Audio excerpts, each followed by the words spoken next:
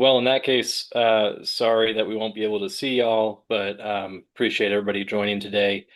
We're a little bit behind schedule, but I'd like to call the meeting to order and do some introductions real quick. The introductions will be especially important because we can't see anybody in the room. In these introductions, quickly just say who you are, which part of Oregon you're generally from, and who you represent. And so I'll start off, but then I'll hand it over to folks in the room, and we'll come back online.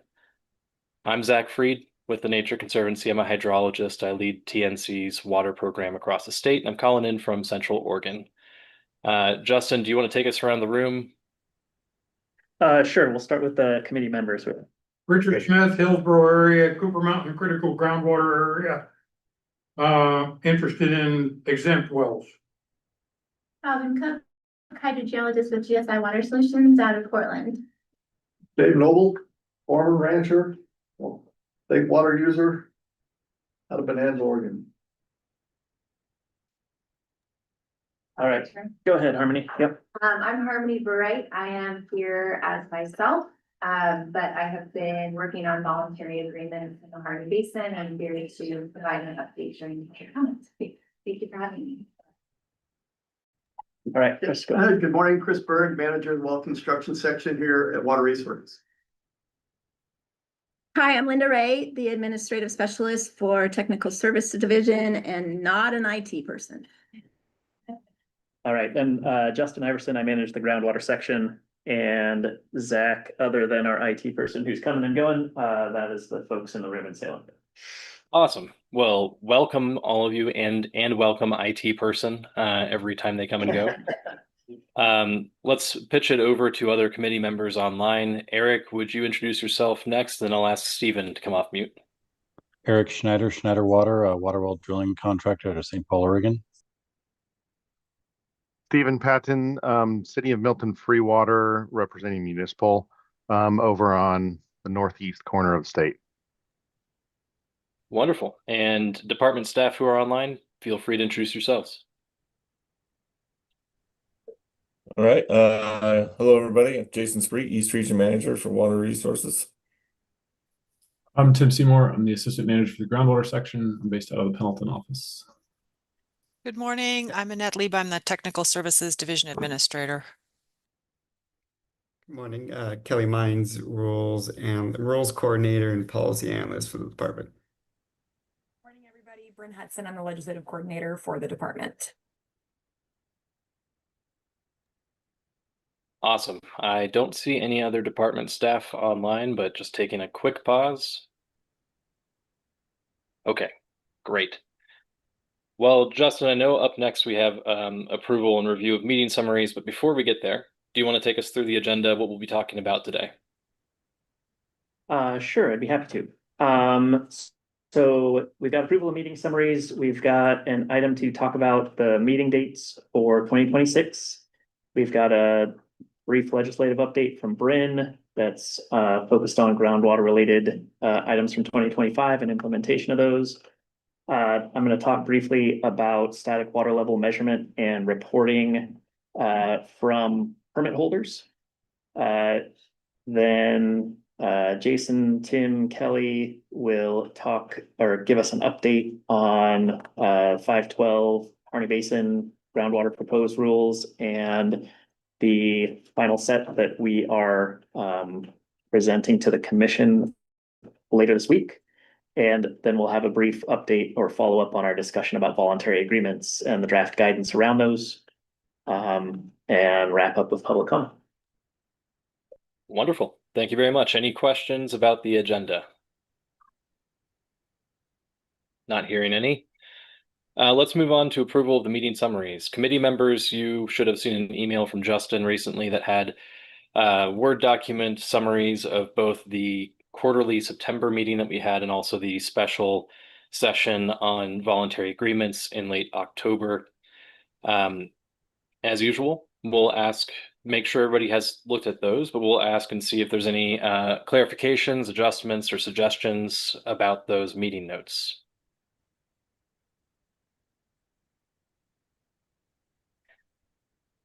As usual, not hearing any. Thank you for pulling those notes together. Do Do we have a motion to approve the meeting notes? So move. Wonderful. Second? Second, Great. Thank you, Stephen. Let's vote. All in favor of approving the meeting summaries for both of those two meetings, say aye. aye. Aye. Anybody opposed? Okay, awesome. Great. Meeting summaries are both approved. Thank you, department staff. Justin, let's talk about the GWAC meeting dates. Okay, so looking forward to 2026, I guess I'll start with a brief reminder, or perhaps this is, well, we don't have any new folks, I don't think, on the committee coming in next year. We have, for the past several years, tried to ensure that we have quarterly meetings on the same week, a few days ahead of commission meetings. That allows us to make sure that we bring any groundwater related items that we're going to present to the commission, to the Groundwater Advisory Committee. At the very least, it's informational. It could be any items that the commission wants to, or excuse me, careful with my words, that the committee wants to provide advice or input to the commission, allows committee members to discuss and propose as a committee, like, hey, we'd like to provide X, Y, or Z to the commission. That gives us a couple days to integrate that into our presentations to them, and that, you know, that kind of allows the feedback. Now, as we all know, when there are rules that come up, then advice to the commission for Secretary of State rules needs to be within the public comment period. So we might have kind of, in addition to the quarterly standard meetings, what I would call an off-cycle meeting to make sure that we have time to discuss specific items and come up with advice within that public comment period. So I'll just acknowledge that this is kind of the minimum proposed meeting set. So essentially, we've got a meeting and well, if we hold to that Tuesdays before commission meetings, we would have a February 24th meeting, a June 9th meeting, a September 8th meeting, and a December 8th meeting, all in 2026 as our standard quarterly set. So if that still sounds like what the committee would like to do, then I will email those out to folks and ensure that you can get them on your calendars ahead of time for next year. Thanks, Justin. Committee members, any questions or concerns about that approach? I have a comment I'd like to make on this. I would like a little more warning of when these meetings are and what the agendas are. I talked to Justin a little bit about this before the meeting, and he apologized for getting tied up on some stuff, but you know, my wife and I didn't even know we had a meeting for sure until yesterday. And we had no idea what the agenda was. I would like to suggest maybe 2-week warning before the thing with the agenda, a tentative agenda, and maybe a week to come back and add anything the members want to see put on it. And then the final one at least a week before the meeting. So we kind of have a little bit of time to do a little research or do some investigation if on our own. That seems reasonable. Justin, do you see any issues with that, with releasing a tentative agenda 2 weeks in advance? No, no issue. And as Dave said, we chatted about this beforehand. I'll just flesh it out and say the mix up that Dave mentioned was I didn't send it out directly to committee members. And so I will certainly, we'll just change our business process and we'll do that.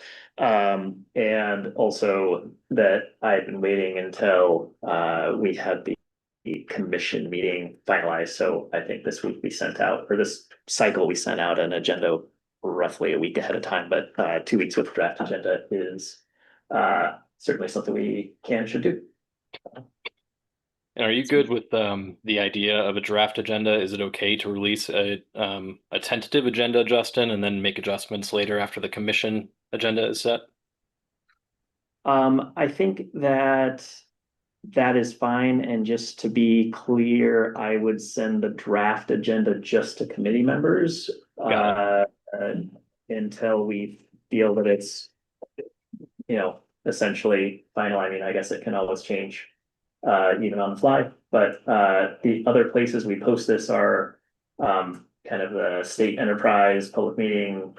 I'll call it a registry. I don't think that's the official name of it, but kind of all public meetings get posted there. We send it out to a listserv that the department maintains of anybody that's signed up interested in GWAC items. And post it to the website under the GWAC page of the department's website. So those places will put the more finalized version. Got it. That makes sense. Laura, I see your hand. We'll come to you in just a moment, but Stephen, do you have a comment or question about the current topic? Yes, regarding the meetings, is the proposed schedule to keep this 9 to 11 timeframe for those meeting dates? Yeah, thanks, Stephen. I would ask that you please hold 9 to noon. We adjust the length of time based on what's on the agenda. So yeah, thanks for asking and clarifying. Great. Well, thanks, Dave. Appreciate that recommendation. That works. It sounds like that's a good approach moving forward. Laura, over to you. Yeah, I'm sorry, I was switching devices and I can't tell if you're sharing a schedule for the meetings or not. I don't see anything shared on screen, and Justin, I don't know if you mentioned the water rights rulemaking and the need for a GWAC meeting in early February. I don't know if that's reflected in whatever you're sharing in the room. So just wanted to flag that. Yeah, no, so we have currently our proposed public comment would run from January 2nd through February 6th. And so we were looking at the Tuesday of that first week in February to possibly engage with GWAC, if that works. I think there was some discussion if we could move it to a Monday if it's a special session, because that might work better for our staff, but if not, the Tuesday is fine. So I just wanted to offer that since early February is coming on us pretty quick. So. Don't startle me like that, Laura. But yeah, your point is well taken for non-standing quarterly meetings. I think we can continue. In the past, what we've done, I think, is Linda or Justin have sent around a poll or a suggestion of a set of dates. We've sorted out what works best for the committee, make sure that we have a quorum available to hear whatever you want to present. Should we continue to hold to that now, Justin? Do you want to discuss early February dates, or do you want to just take that offline as a follow-up action item?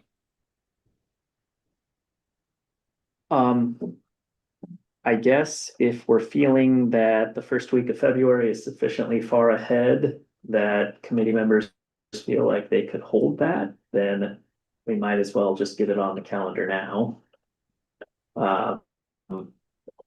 The first Tuesday is the 3rd. First Tuesday would be February 3rd. Comments are approved the 6th. Justin, I suggest that we try to follow up over email about this. We're already a little behind our agenda here, and I want to make sure that we have the right time and availability for our presenters. Sounds good. Thank you, Zach. And yeah, we will follow up with a poll to see when most committee members have availability first week of February. Thanks. Yeah, thank you, Laura. Any other discussion about the proposed for regularly scheduled GWAC meetings? Okay. And I assume, Justin, that if there is a circumstance where you want the committee to provide feedback to the commission more than 2 days in advance or something, I assume that we can adjust those meetings as that comes up. Is that correct? Yeah, absolutely. I think we're always ready to, if the committee would like additional time to discuss something, we can convene a meeting when it's most useful. And like I say, I think that these quarterly meetings are kind of the foundational set of meetings, and we can certainly add as needed as topics. And desire for discussion come up? Great. And most importantly, having the GWAC meeting 2 days before the commission meeting means that we can troubleshoot IT issues before the commission meeting. Exactly. Perfect. All right. Well, I'll move us along. Bryn, sorry, we're about 15 minutes behind, but Bryn, why don't you give us the legislative update? First, how's my audio? Can everyone hear me clearly? Yes. Okay, perfect. So switching between Teams and Zoom always kind of throws it off. So, good morning, everybody. My name is Bryn Hudson. I'm a legislative coordinator for the department. I will try to move through this quickly and get us somewhat back on schedule, but I'm primarily here today to give you all a summary of the 2025 legislative session, budget, legislative topics that were approved. And then I know we are a little behind schedule, but I do want to note I will be giving a little bit of information about what's coming up for the 2026 session. And no one freak out, the 2027 long session, just because we're kind of back on that biennial planning cycle. And I want to be sure that you all are getting those appropriate updates so that you know kind of what's coming. So the 83rd Legislative Assembly convened starting on January 1st, 2025, and then adjourned June 27th, 2025. It's a long session, which means biennial budgets were updated. We were tracking, or more than 3,000 bills were introduced. We were tracking about a third of those. It was a really, really busy session. In terms of our budget, we had a total funds budget that was adopted by the legislature of about 268 million, with about 101 roughly million of that being for general fund. And then a total staff count of 247 positions, which shook out to 244 roughly FTE.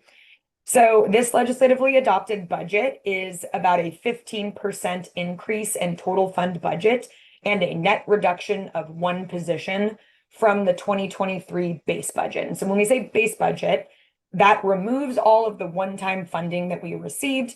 It's what our core budget essentially is that we get every 2 years. So this increase in total funds can primarily be attributed to investments in our grant programs. So these are largely one-time investments in our grant programs and then one-time direct appropriation awards. So I'm going to highlight a few key pieces of legislation and budget items that I think this group will be most interested in. However, it is not exhaustive. You do have a more detailed summary, including in your meeting notes. It's about 6 pages long. I'm not going to talk. I'm not going to read 6 pages to you. So I'll give you the highlights. And then if there's other topics that you'd like to touch on, I'm happy to do my best to answer those questions. But I will note some of the items that are included in this summary, the written summary, are non-WRD items. So if you have questions about those, I'll do my best and then direct you to whomever the correct staff person is, probably not at WRD, to answer any questions. So the first thing I will highlight is fee increases. So I know that we had some extensive conversations with this group and then also a group of interested parties throughout 2024 and really even into 2025 on fees. So I will note that all of the fee increases that I'm going to cover today are to maintain existing services. So these fee increases do not expand department capacity. It just essentially avoids staffing reductions. And these increases are intended and designed to cover the 2025 through 2029 fiscal period. So they're essentially taking us 4 years into the future, and then every 4 years we revisit the fees. That's a typical department practice. We're trying to get all the fees on one cycle together so we can have all those conversations at the same time. So the first kind of bucket of fees I'll highlight are the well construction fees. So these were in House Bill 2808 and they were codified in Package 101 in our budget. And these were fees to maintain well construction services. So they included the start card fee and then kind of the bundle of well driller licensing and landowner permit fees. So the start card fees were increased by 40%, and then the landowner licensing and the well driller licensing and landowner permit fees were increased by about 10%. Some of them were increased a little bit more to keep the increases round numbers, but it's about 10% on those ones. The other bucket of fees were the water right transaction and dam safety services maintenance fees, so same exact thing, maintaining existing services. These were in House Bill 2803 and then codified in Package 102 in our budget. This bill and POP increased the dam safety annual fees by 56%, and then increased the water right transaction fees by 50%. And then the legislature appropriated the remaining shortfall in permanent general funds to the tune of about $1.3 million. And this avoided a 7 FTE reduction in the Water Rights Services Division. So the legislature chose to reduce the fee increase that was initially being requested and then backfill the remainder of that revenue shortfall with general fund. So there's a little bit of a hybrid approach on that one. So those fees were effective upon signature from the governor. So those fees are in effect right now. Other large investments included some $8 million in lottery bond revenue to our water project grants and loans fund, and then about $1 million each in general fund to feasibility study grants, and then the well abandonment repair and replacement fund, which is always exciting to see when that fund gets a little money. There were also, as I mentioned previously, a litany of direct appropriations for specific water projects that were really sprinkled across WRD, the Department of Administrative Services, and Business Oregon. So those are all included in the legislative summary. If you are more interested in what's happening in your neck of the woods, you can go and check out those.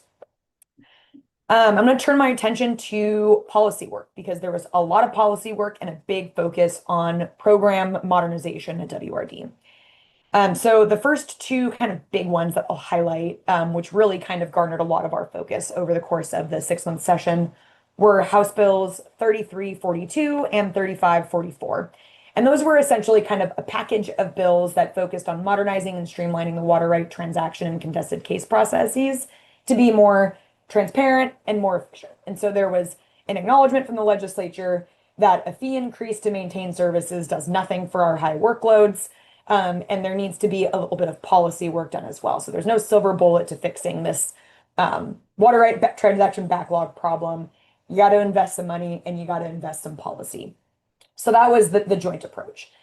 So I won't go through every single thing in both of these bills because I believe they were about 30 pages each. So there's a lot of stuff in there, but I'll highlight a few just kind of high level items for the group. Some of these items that are included in those bills include defaulting to electronic documentation, establishing a preference for oral testimony and remote hearings for the contested case process, allowing for proposed final orders to become final as a matter of law if no protests are received. So we don't have to draft a proposed final order and then redraft a final order. It just lets that PFO become final. So we're removing an administrative drafting step, streamlining the public notice process, limiting and clarifying the extension process for permits. Those are the second most protested transaction.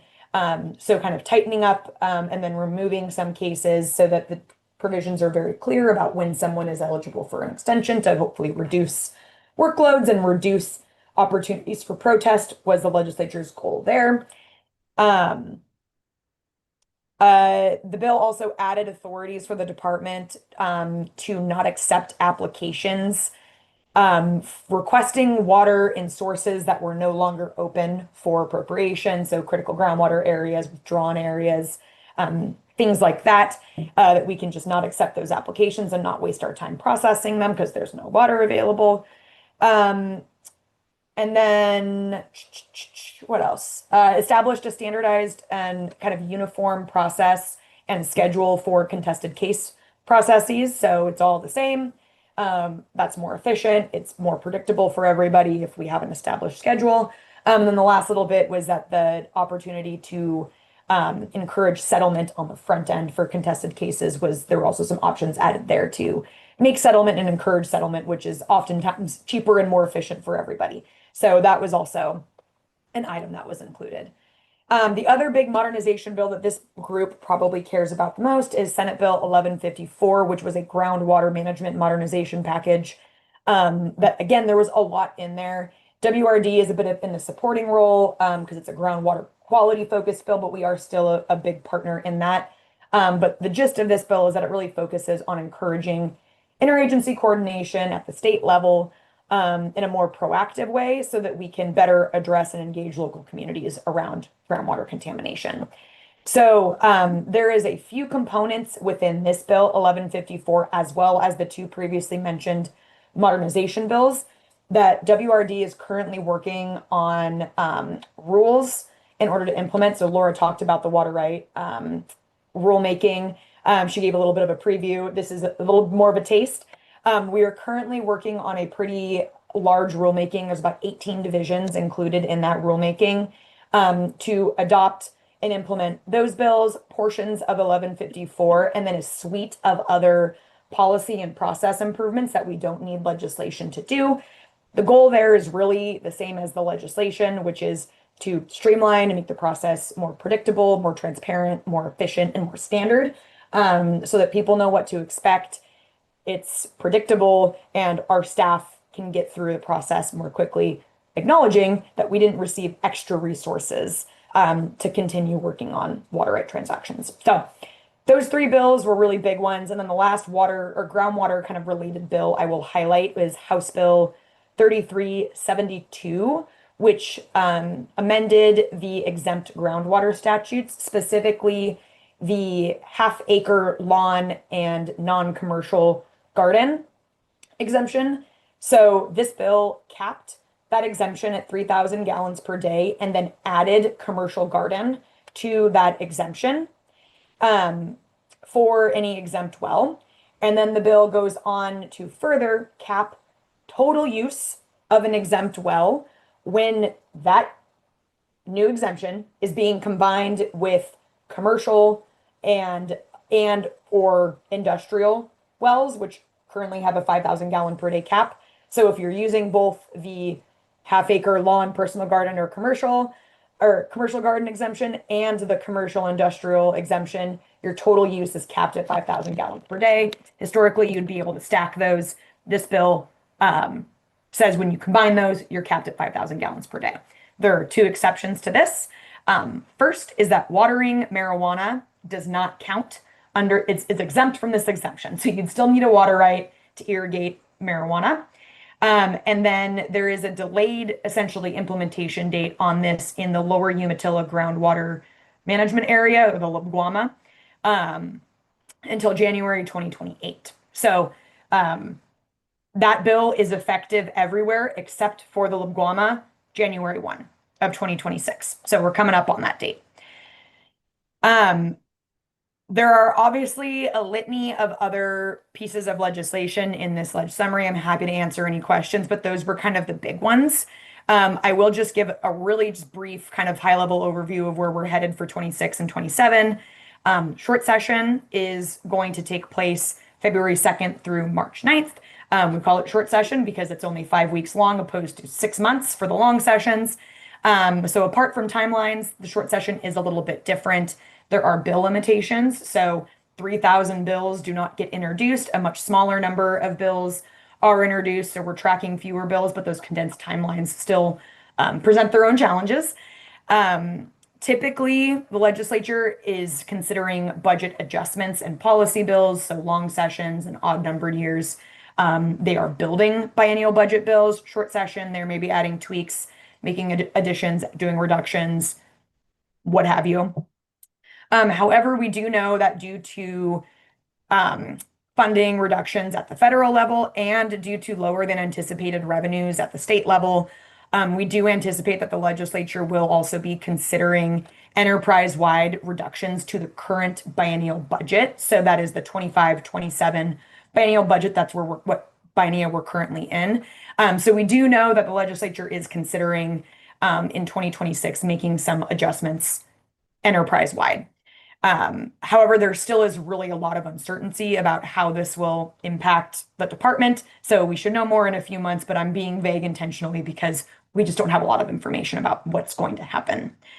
Last thing I'll mention is 2027, and I'll note that we're turning our attention towards prepping for the long session, which means we are prepping for legislative concept development and budget development. So any new investments. We typically get instructions from the governor's office and the Department of Administrative Services on any type of criteria or limitations. So if you remember last year, we had a $1 million new general fund cap in terms of what we could ask for. We haven't yet received any instructions, so we don't know what those potential limitations will be. But a bulk of the work on both legislative concepts and the budget will take place in 2026. So I'll be sure to keep Justin looped in on how you all can engage. If we're sending out any kind of blasts on public meetings, we'll be sure to include GWAC members and as well as folks that are subscribed to the GWAC listserv to be sure that you all have adequate opportunity to engage if you would like. And then I'll also be sure to give you an update as to where we're at next time I'm here with you all. So with that, I will stop talking. And if you have any questions, I am happy to answer. Thanks, Bryn. You've been busy. Committee members, there's a lot there, a lot that may affect some or all of us with respect to fee changes or process changes. Do you have any questions for Bryn?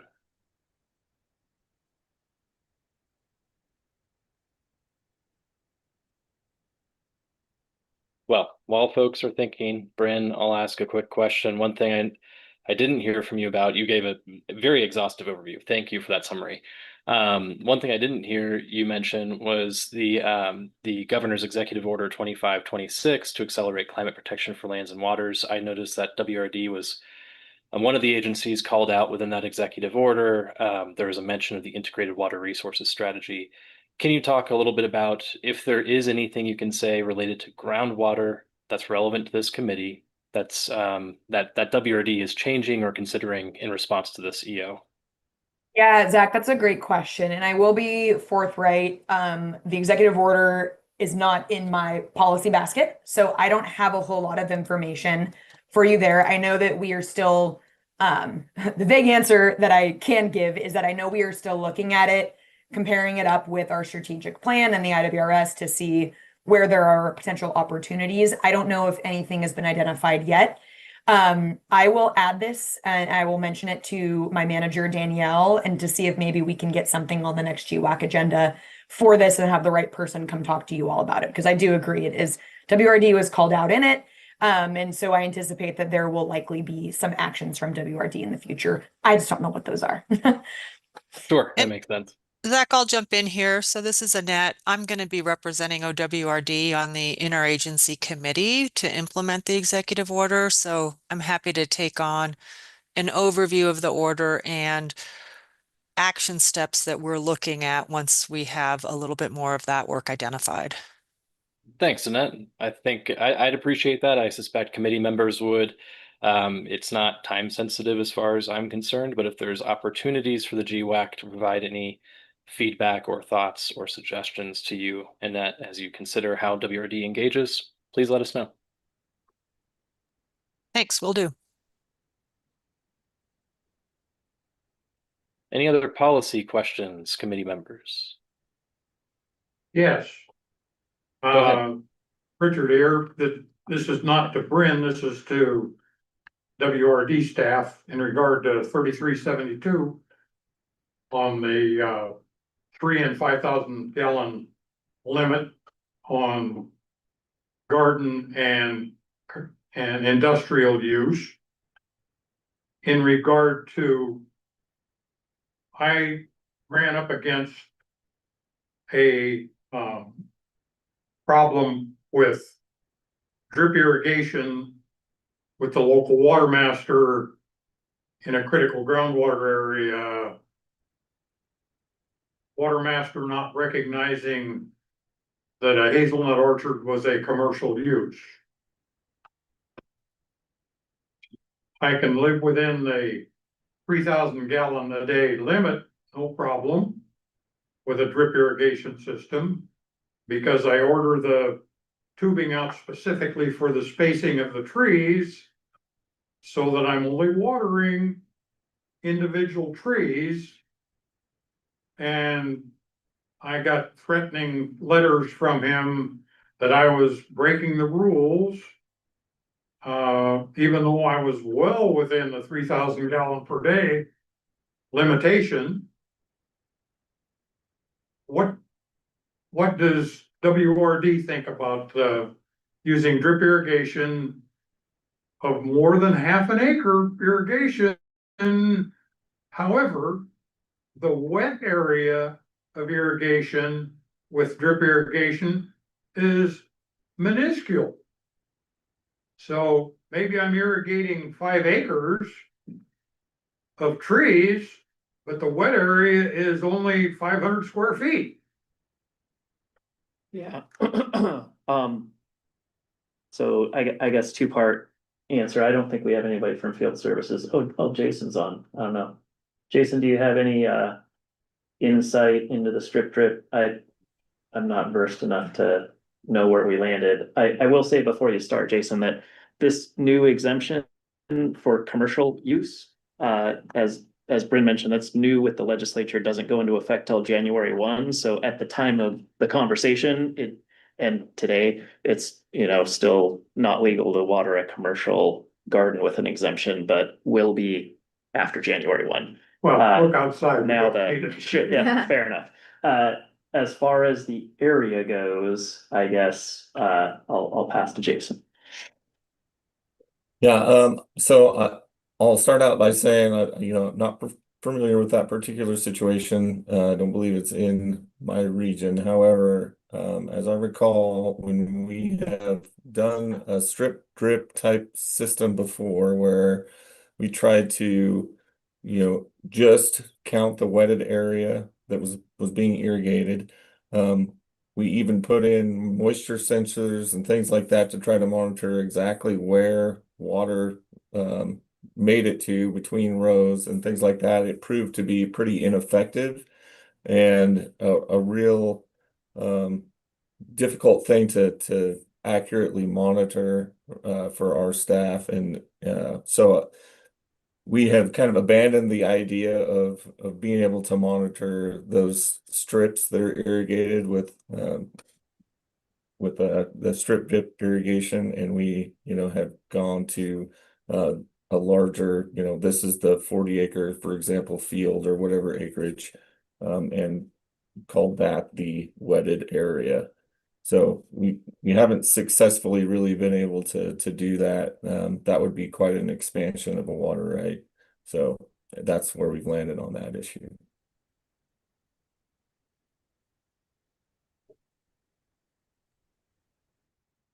Richard, does that answer your question?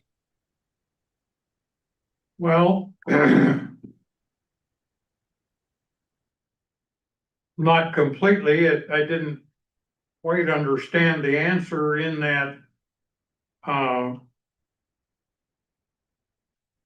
is WRD going to go after an irrigator on, say, 5 acres when he doesn't have a water right, but he's staying well within the volume of water pumped?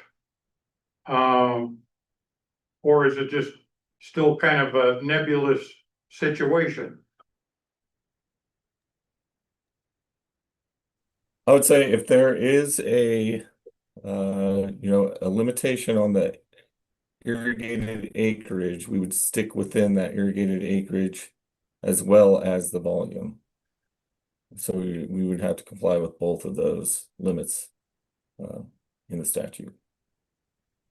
Yeah, and I just pulled up the bill in the statute, and the 1/2 acre remains in the statute as a limitation on the size of the application area of the water. So I don't know, Richard, maybe I'll just try and expand briefly on what Jason said. Is this was my understanding as well, is that we've gone out and looked at strip drip irrigation, and once the water's in the soil, it doesn't stay in a. No, there's a point of dispersion. That's right. And so what we found was the areas in between the rows and in between the trees were also, water was reaching those areas. And so maybe I should stop there because I'm not sure what exactly we landed on, but I think that it's contiguous area is what we're looking at, correct? Yeah, that's All right. correct, Justin. So it will probably be a judicial reckoning is what it'll come down to. Because there are two sides of that to look at, and at least from my perspective, I don't agree with it, but that's why we're human. We should be able to discuss things, and I can see your side too. But anyway, thank you for your answer, and because I have neighbors that ask me about these sort of things because I'm down here, and so that's why I brought it up. Oh, thanks, Richard. That's a great question, and the whole reason why we want different perspectives and viewpoints on this committee is to be able to understand how things are implemented, how they actually look on the ground. And turns out that policy doesn't always perfectly match on the ground realities.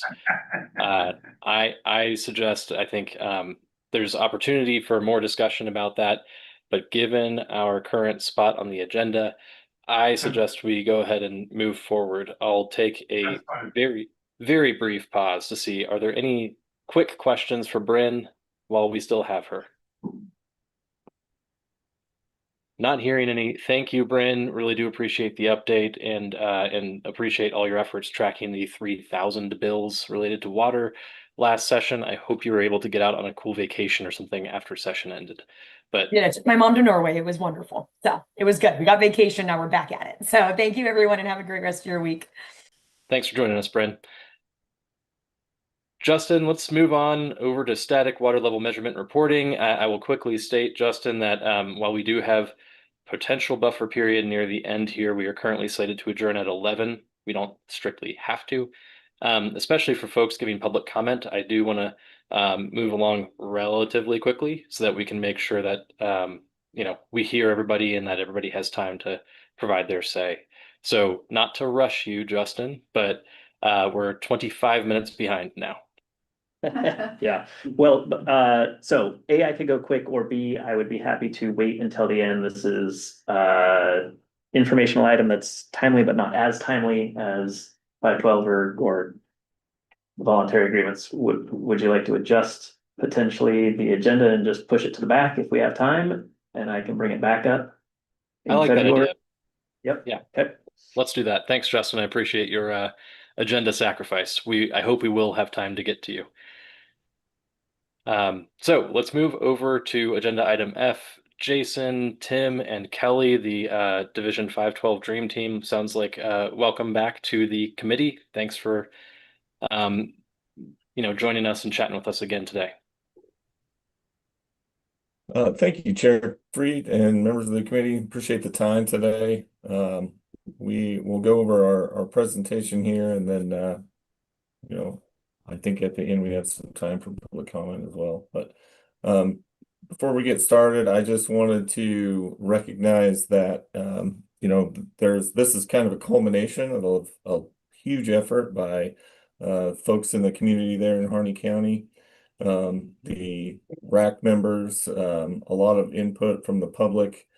There's been a large impact to these rules as a result of those efforts, and we want to recognize all of that before I begin. I also want to recognize the team's work in this effort. It's been about 3 years worth of just rulemaking here, and a lot of time and late nights for this team, and I want to recognize that as well.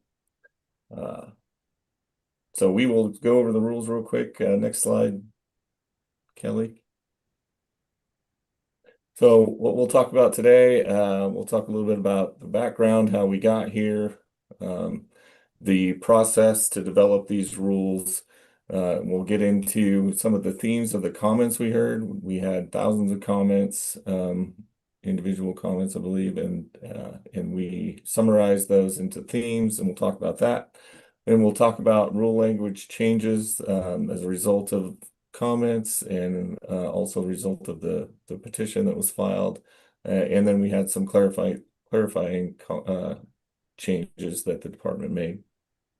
And then Kelly will talk briefly about the amending of the cost compliance. And then we, toward the end of the presentation, we'll talk about the alternatives for the commission to consider here. Next slide. And so I'll pass this on to Tim as he gets into the background for the rulemaking. Thanks, Jason. So as we've talked about in past committee meetings, and we've presented the commission multiple times, This has been a long, ongoing process. The first round of rulemaking for 512 was initiated back in 2015. A groundwater study was commissioned, and coming out of that groundwater study, the department prepared and published a groundwater report for the Harney Basin Critical Groundwater Area rulemaking. And that report is publicly available and has been for quite some time. And we've talked about it in past committee meetings here. And that report identifies and characterizes the groundwater reservoir. It identifies the statutory criteria that have been met that authorize the designation of a critical groundwater area, and it proposes corrective controls. And as we've discussed previously, that groundwater report is based on the best available science information, which includes all of the work that came out of that 6-year collaborative groundwater study with the USGS and OWRD. Because we've talked about this many times, I don't want to belabor the points, so we're going to hit the high points pretty quickly. So if you go to the next slide for me, Kelly. The first thing is identifying and characterizing that groundwater reservoir. The study found that there are no known barriers to flow throughout the Harney Basin. And so the Harney Basin is one groundwater reservoir. That groundwater occurs in multiple connected geologic units, so different types of rocks. And groundwater behaves differently as it moves through those different geologic units or different groups of rocks. And the rates and magnitude of recharge and discharge vary based on where you are in the basin. So on the right-hand side there, you can see a map of the Harney Basin, and that represents the extent of the single groundwater reservoir. If you go to the next slide, within this groundwater reservoir, we have groundwater conditions that meet the criteria for designating a critical groundwater area. We have groundwater levels that have declined excessively, so that's greater than 50 feet of total decline from highest known values. And we have groundwater levels that are excessively declining, which is a decline rate of greater than 3 feet per year for at least 10 years. In portions of the groundwater reservoir, the available groundwater supply is being or is about to be overdrawn as well. And that means that pumping exceeds recharge within that area. And when pumping exceeds recharge, this is an incredibly concerning and serious situation because it means that there's no recharge coming in for any other types of uses besides groundwater pumping. So if you think of natural discharge to either springs and streams or to groundwater dependent plants, through evapotranspiration, all of that recharge is being consumed instead by groundwater pumping. So we have these very serious conditions within this portion of the groundwater reservoir. And we want to apply 3 strategies in our proposed rules to solve this problem. So if we go to the next slide, Kelly. Those 3 strategies are, first, we want to protect recharge. So to do that, we're proposing to classify the groundwater reservoir for exempt uses only. And we've added in a geothermal component there too. So as long as it's non-consumptive geothermal, it'll be included in that classification. But that protecting that recharge is across the entire groundwater reservoir. We then want to reduce groundwater use by implementing a critical groundwater area and corrective controls. So we know that to bring use back into sustainable levels, we're going to have to reduce the quantity of pumping. And we want to do that specifically in the proposed critical groundwater area boundary. And then last, we want to achieve accountable groundwater use by requiring metering and reporting through a serious water management problem area. And so these 3 strategies, which equate with statutory authorities we have, are what we're proposing and what we called out in the groundwater report as being necessary. So now I'll turn it over to Kelly to talk about the rulemaking process we went through. Thanks, Tim. Yeah, as Tim just squared up here, I'm going to be kind of taking you guys through the intensive rulemaking process that we've been going over the first 2 years, over 2 years now.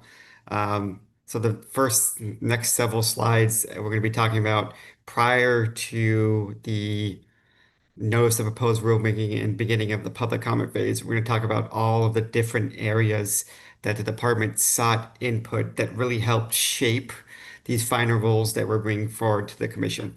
And these four areas that we are discussing today are one, of course, the Rules Advisory Committee. Then discussion groups. These were outside of the Rules Advisory Committee meetings, independent of, I should say, of the Rules Advisory Committee meetings that were facilitated by Oregon Consensus. And the whole idea around those was really to provide some space for both for RAC members and members of the public to work through of these kind of outstanding issues that we were discussing inside that Rules Advisory Committee meeting. And then we have two unique requirements under our critical groundwater area rules, our Division 10 rules. And that is that we need to coordinate with the affected local governments. And we also need to do tribal coordination and consultation with the 9 federally recognized tribes. So I'm just going to walk you through each one of these aspects here, starting with the Rules Advisory Committee. We had 32, we had a fairly large rack. I would say someone has told me that's probably the largest rack the department has done. Can't verify that, but nice to be a braggart once in a while. So we had 32 rack members on our rack committee, and that consisted of Burns Paiute Tribe, county governments, irrigators, ranchers, well drillers, domestic well owners, water rights experts, consultants, local small business owners, environmental organizations, and finally, but lastly, but not least, I should say, the Mather Lake Wildlife Refuge. And prior to forming the RAC, we did extensive outreach to really get the word out to Harney County community to volunteer for the RAC. On March 2023, in March 2023, I should say, Alexandria Scott, the engagement coordinator, and I went out for a week to kind of do these informal sessions. We held open office hours for community members to come in at Representative Owen's office. He graciously volunteered his space to come in, ask us questions, have conversations. We also attended community meetings and as well as city council meetings as well to get the word out. And really, the idea is the goal of those weeks was one, to get lots of volunteers for the join the RAC, because our goal with this RAC was to have a community centered RAC, so majority RAC members, and we did meet that goal. 30 of the 32 were people who lived either in Harney County or in Grant County, so there was very locally driven RAC. We also wanted to have people sign up for notification because we sent out regular notifications on what's going on in the rulemaking so they can be brought along and understanding what's happening. From there, once we formed the RAC, we held 15 RAC meetings over the course of 2 years. And those RAC meetings were really kind of an iterative process, right? We would have a conversation, we would build, hear, take feedback, and then we would change our management plan based off of that feedback. And really early in the RAC process, we got a request around, it was the second meeting, from several RAC members that the department should hire a professional facilitator to help with this conversation. And the department did do that. They hired a professional facilitator. We did that. And 13 of those 15 RAC meetings were facilitated by a professional facilitator. And in addition to helping us with those meetings, the facilitator would call RAC members, gather more feedback, and that would all be funneled back to the department. And we would use that feedback to make more adjustments. And as I said, it was really an iterative process. The plan that we had at the very starting of the RAC is much different from what we are ending today. And there were really several key elements that we added to the rules that we're bringing towards the commission and that were in the noticed rules that were entirely based off of feedback and conversations. So the first and biggest one I would say is we're focusing on stability and not going for recovery. We wanted to minimize impact to the community, and we know from the economic study that we hired Ecker Northwest to do upon request from the RAC. They found that roughly it's a one-to-one relationship between overall economic impact and groundwater reduction. So if we have a 5% reduction in groundwater, there's going to be a 5% reduction in overall economic output. So we decided to go for stability, which means less required groundwater reductions. If we went for recovery, it would be steeper reductions, thus more impacts to that community. And we said that we're going to reach stability in 30 years, right? So we're going to allow for some continuing decline over 30 years, and we're going to do reductions for 24 years of those 30 years. So every 6 years starting in 2028. And these were all conversations that we had. Another big element here is that our original plan had 15 sub areas. We went down to 7, right? So we heard that a larger area, a larger sub area, would mean more flexibility for voluntary agreements, which we'll talk about later. Essentially because there are more people in that area to participate in the voluntary agreement. And the thought was more people to join, less reductions, probably more success, a better success for those voluntary agreements. And we agreed, and we worked with them to build those 7 sub areas that you see now in these final proposed rules. And the next big piece is the adaptive management framework that is written in rules. This is the first time that the department has ever done adaptive management. And essentially, we've written in the rules a way for us to dial back reductions. If the real groundwater trends based on real data, measured data, at those adaptive management checkpoints show that we are well ahead of schedule, then we can dial back reductions and not have such an impact during that. So this is a pretty big deal. And what it does is it provides certainty to individuals. They'll get an order noticing that they will be regulated off at this year, for example, 2032. And it balances certainty with their adaptability, right? They can make their choices to how to manage their business and how to go forward. We also have defined success as 50% of all monitored wells reach stability, right? So originally we were going with 80% of all wells need to show stability, or target lower trend of no decline. But with the conversations, we went to the median 50%. And lastly, a big part is that we're curtailing based off of actual use, not paper water, right? So when we go through our initial allotment phase, we're going to be giving what they're actually using versus what they're allotted. So that allows us to pass more water on down to junior users and lessening the impact of the reductions. And so these are all the major elements, I would say, that really came from this iterative 2-year process with the RAC members. Let's go ahead and highlight discussion groups. So really discussion groups came from this we had a very limited amount of time in RAC meetings, and we couldn't focus on one topic for too long because we had to just get through the agenda and keep moving forward. So discussion groups were formed with the help of Oregon Consensus.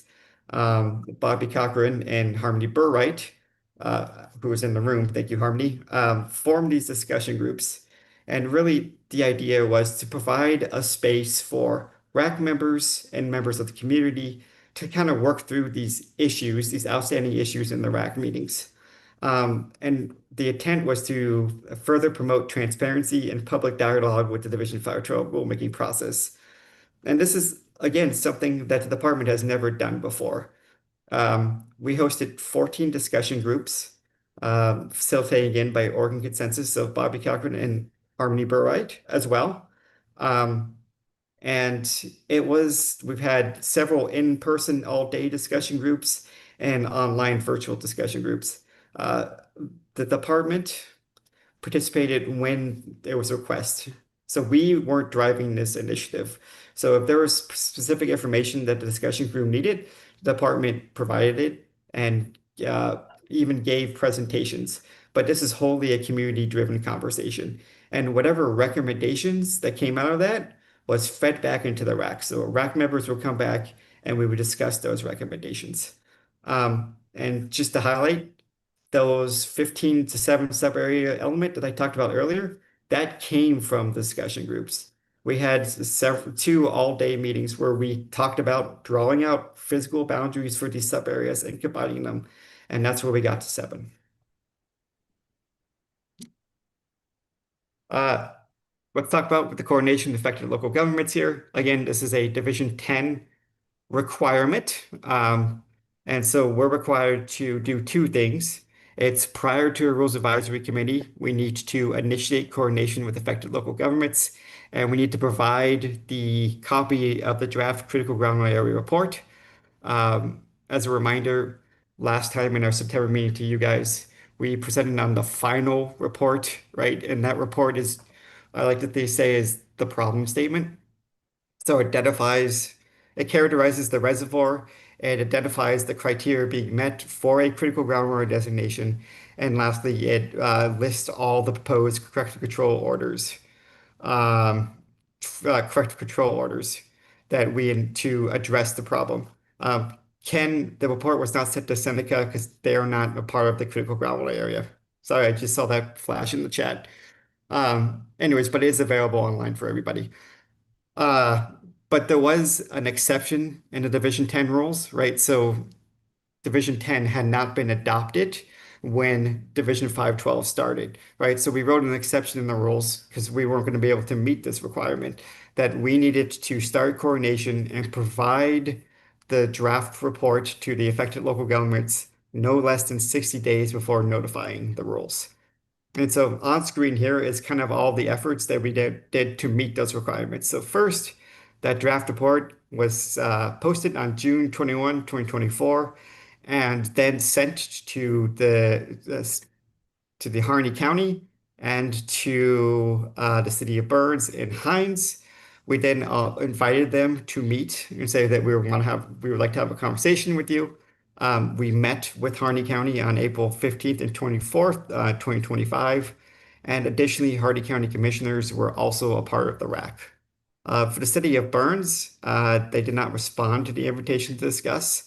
And we also invited them to volunteer to be on the RAC, and we did not hear from them there too.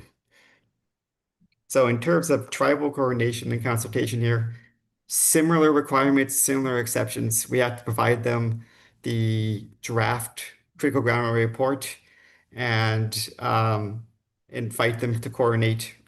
Sorry, I should say for consultation, not coordination here.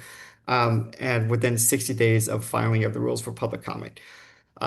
So several layers here. So the first layer is for all 9 federally recognized tribes. So in December 16, 2022, OWD invited all 9 federally recognized tribes to engage through staff-to-staff coordination, including RAC participation and/or government-to-government consultation. And again, on June 21, 2024, OWD provided the groundwater report for the Harney Basin critical groundwater rulemaking to Oregon's 9 tribes, inviting coordination and/or consultation, right? So, and specifically for the Burns Paiute tribe here, we had a Burns Paiute member on April 2023. We convened our first RAC with the Burns Paiute tribal representative serving on that RAC. We offered continued engagement outside of the RAC participation, and we also fulfilled our formal government-to-government consultation. So we conducted 3 government-to-government consultations here, August 12th, 29th, and September 29th, 2025. And then lastly, October 5th, 2025, we had a briefing outside the public comment with the Burns Paiute tribe. So these were all kind of the avenues that we received input and that really helped us shape the rules that we are bringing forward to the commission today and the rules that were noticed for public comment. And so let's now get into the public comment phase.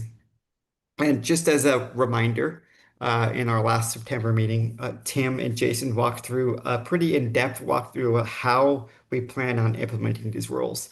But just as a highlight, here's what's included in these rules, into the notice rules and also into our proposed rules that we're bringing forward on Thursday this week.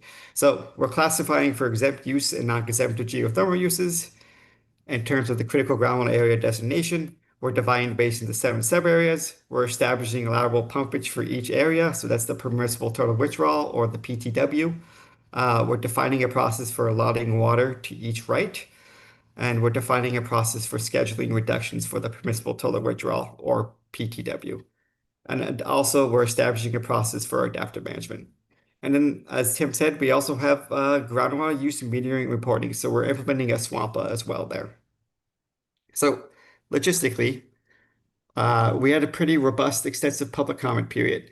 We had 6 informational sessions followed by public hearings. And these informational sessions were throughout the basin in different areas and different sub areas at different locations.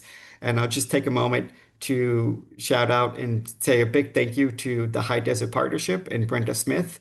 They were really important and instrumental in getting those venues booked. Because I have no doubt if I were to call those venues, they would hang up on me. But having Brenda Smith help us out was instrumental, and we got all these venues because of them. So big thank you to the High Desert Partnership. So in addition to these 6 informational sessions, we had 10 public hearings. We extended the public comment period twice, once from August 7th to August 12th, and then from September 17th to October 7th. That second extension was because we received a petition for rulemaking during our September Water Resource Commission. So we opened up the public comment for 2 weeks to receive both comments on the petition and our current rules.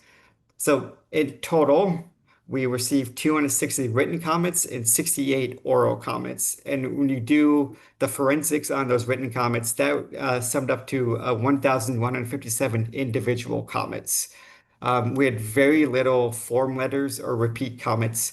They are all unique, independent comments. And you can see our response to all these comments on it, I believe, attachment 13.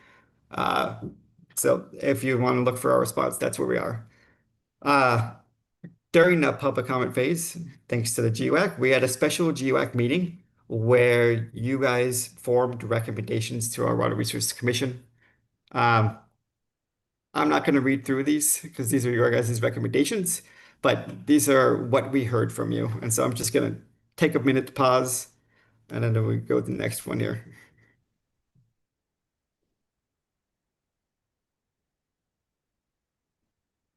Okay.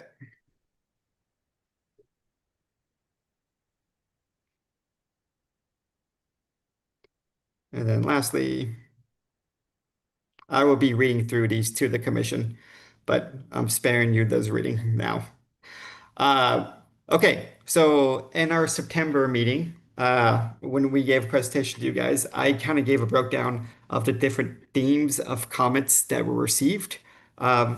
These are that themes, so I'm not going to go into detail about what each theme is, but I will note, since we've talked to you, we've opened up the public comment for an additional 2 weeks.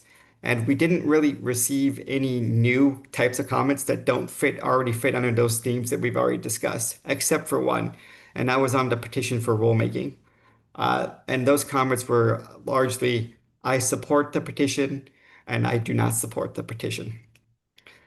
Normally, we would be talking to you about our response to certain comments or to comments, but because we received such a high volume of comments, it was very difficult to pick out a specific topic to respond to. And so we felt like it's actually more important and a better use of your guys' time to go through the comments that actually changed rule language and discuss those changes with you. So I'm going to go ahead and throw it over to Jason, and he's going to take you through that.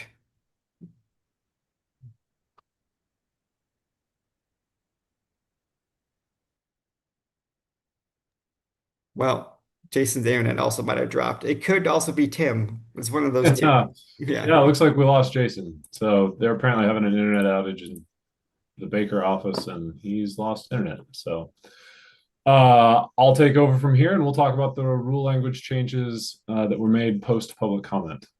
So if we go to the next slide, Kelly, we'll start with definitions.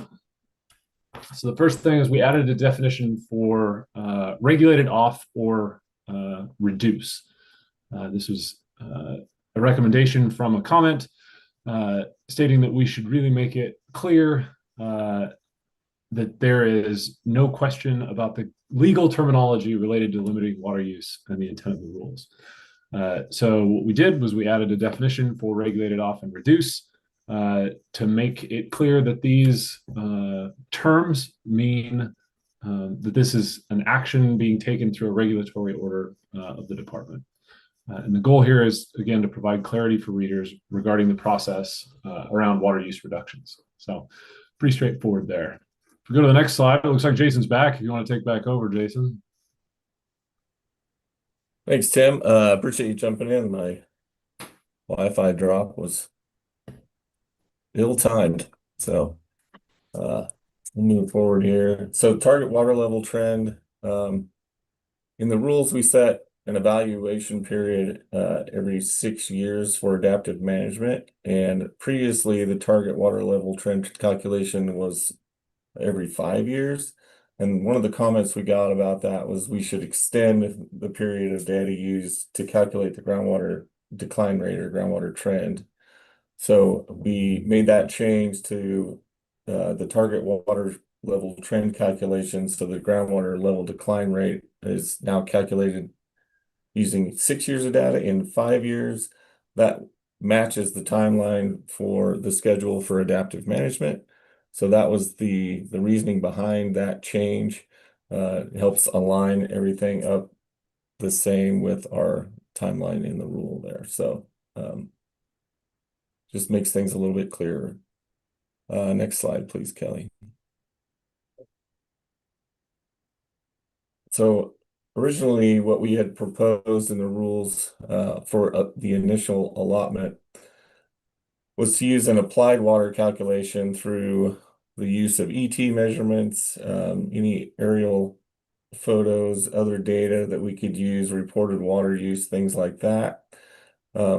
We had found that those applied water estimates, after sort of running through some exercises there, that those varied greatly for a lot of different reasons that had to do with maybe access to water in the well, what type of crop folks were irrigating, the slope of the land, among other things. You know, there were reasons that the applied water estimates weren't going to be super consistent. So it was very difficult to give certainty and very difficult to, you know, honestly, to defend that decision. So what we did is we backed up a little bit,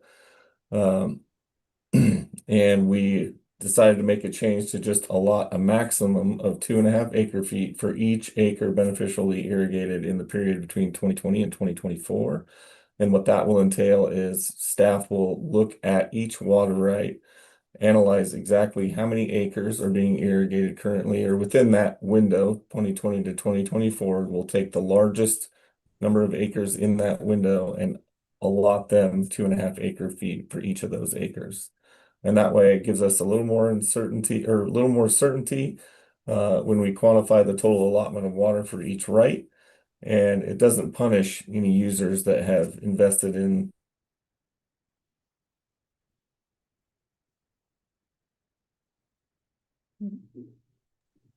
Looks like we lost Jason again. So to wrap up what he was saying, I think more than Some anything, further investment in efficiency and I think we sorry. Jason, you No cut worries. in and out. Welcome back, Jason. Are you here in real time or are you still on a delay? Am I still delayed? No, you're back. Perfect. Okay, so where did I stop? Sorry about that. We caught you at the tail end. Doesn't punish users who have invested in highly efficient irrigation methods. All right. Thank you, Zach. And if I do drop out, Tim will jump in for me here. But that's where we ended up on that, and it provides more consistency there. Next slide, please. So for water rights spanning multiple sub areas, we've got a few water rights that actually span over the boundaries of different sub areas. So each sub area has different rules. Some of these water rights, you know, we needed some clarity around how to handle those. So we also got some comments on how the department should clarify how those rights are going to be handled as we begin implementation of the rules. And what we had landed on in that case is we specified that any water rights with points of appropriation split between subareas, 2 or more subareas, will be subject to the rules where most of those points of appropriation land. So if most of the points of appropriation on a water right are within subarea A, and then there's a fewer number in subarea B, that particular water right will be treated under the rules of the subarea with the majority of those points of appropriation. So the reasoning behind that, it just provides more clarity, again, for water right holders with those particular water rights. And again, there's not many of those, but there are a few that do have that situation. We will evaluate. All right, next slide, please. So we heard a lot about the Upper Blitzen area, very small amount of irrigation up in that area. And we had a number of comments asking us to remove that Upper Blitzen sub-area from the critical groundwater area. What we decided to do was we removed the permissible total withdrawal for the Upper Blitzen sub-area from the rules, so that without that PTW number, the agency doesn't pursue curtailment through contested case in the Upper Blitzen. And so no proposed reductions will be used in that, or will be implemented in that particular sub area. Again, as I said, there's a very small amount of irrigation in that sub area, and the department feels that the critical area goal can be achieved without any sort of reduction in the Upper Blitzen. But we wanted to keep it within the critical groundwater area, not only because a single reservoir, and we needed to include everything in that reservoir within the rules, but also it prevents the classification, prevents any new water right applications from occurring in that sub area. So we can control the amount of any additional pumping for the future. So we kept that in there. Next slide, thank you. We had a number of comments that indicated we should include some sort of mechanism to rescind reductions if we see recovery over time. So if we see recovery to occur in a sub area, we want to, have the ability to be able to rescind orders if we have over curtailed. So we made that change in response to those comments, a change that includes that 10% of those reductions will be implemented or shall be rescinded if at any management checkpoint, water levels recover above the 2028 starting point median levels, and if no wells have declined excessively or are in the excessively declining state there. If none of those wells qualify for either of those, then we can reductions and rescind some of those orders to allow people to continue to irrigate. The best available science we have indicates it's not likely that will happen, but we felt like it was appropriate to have the ability to rescind some of those orders if necessary, and we see some of that recovery in certain sub areas. Next slide, please. Okay, metering and reporting requirements. This was around when determining whether a totalizing flow meter needs to be installed. So we added language detailing what it means to deconnect or decommission a well. So under the rules, if a well is disconnected from the infrastructure and power, then we won't require them to have a meter and report their use.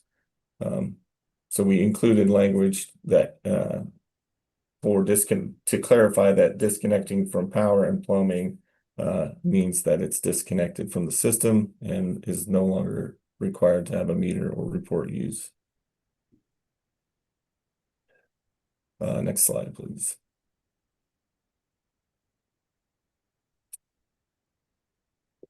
So previously, in the previous version of the rules, there was an evaluation of trend in 2027.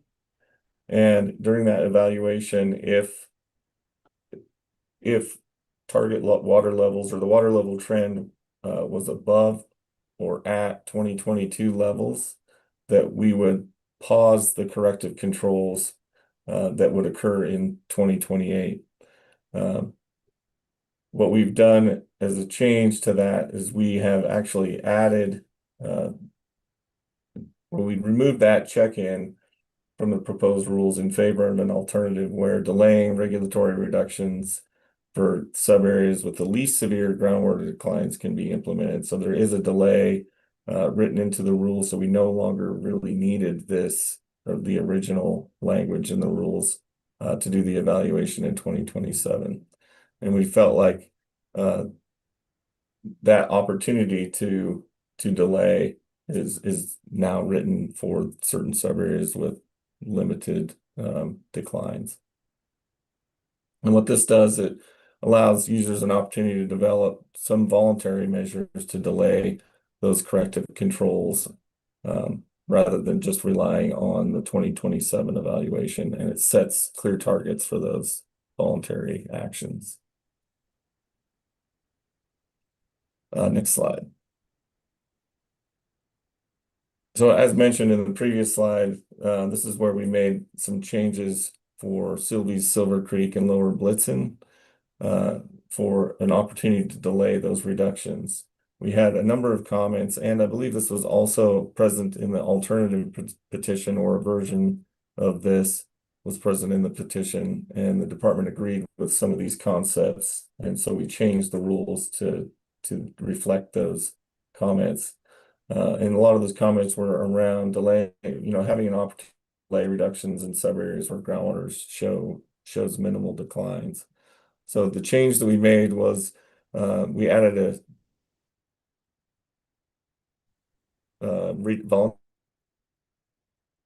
more by the time we begin reductions in 2018 are compared to the 2018 estimated use. If you take that number reduced by 10% in those sub areas, Silver Creek, and Lower Blitzen, prior to 2028, then we will pause further reductions after 2028. Those reductions will be delayed.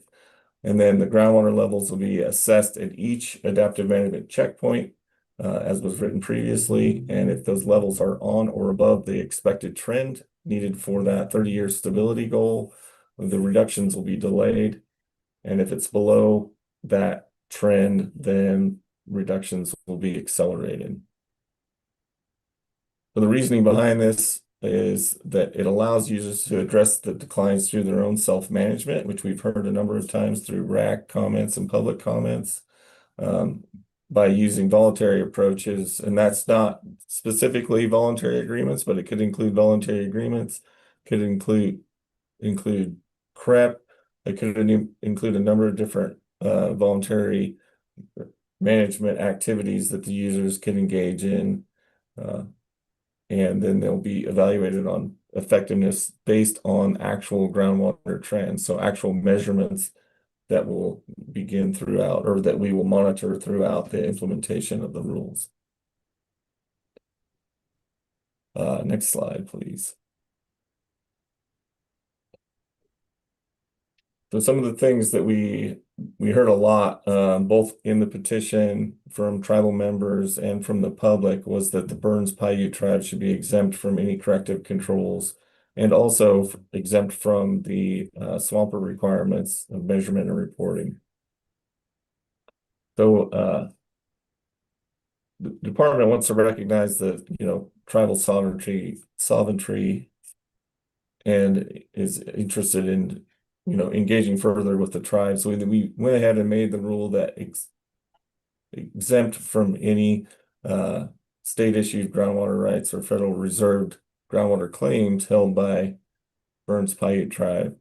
And so the tribe lands or tribal rights are exempt from any corrective control measures, as well as any measurement and reporting requirements under the SWAMPA. And again, the reasoning behind that is the department wants to honor the sovereignty of the Burns Paiute tribe, and so we decided to go ahead and exempt those from the rules. Next slide. All right, we also got many comments from the municipal community, as well as others, stating that the municipal and quasi-municipal uses should be exempt from any corrective controls, because that restricts growth. It disincentivizes conservation from the municipal entities. And as the department evaluated those comments, we recognize that the use by municipal and quasi-municipal uses in the basin are not likely to prevent the sub-area from achieving the groundwater trend goal in the timeline we specified. So we made the change to exempt municipal and quasi-municipal rights from corrective controls, and water used under these municipal and quasi-municipal rights will be accounted for in the reductions at each checkpoint. So at each checkpoint, as we do our evaluation of trend, we will take a look at what uses have been occurring in municipal and quasi-municipal rights, and we'll use that number to adjust as necessary in the reductions at each checkpoint.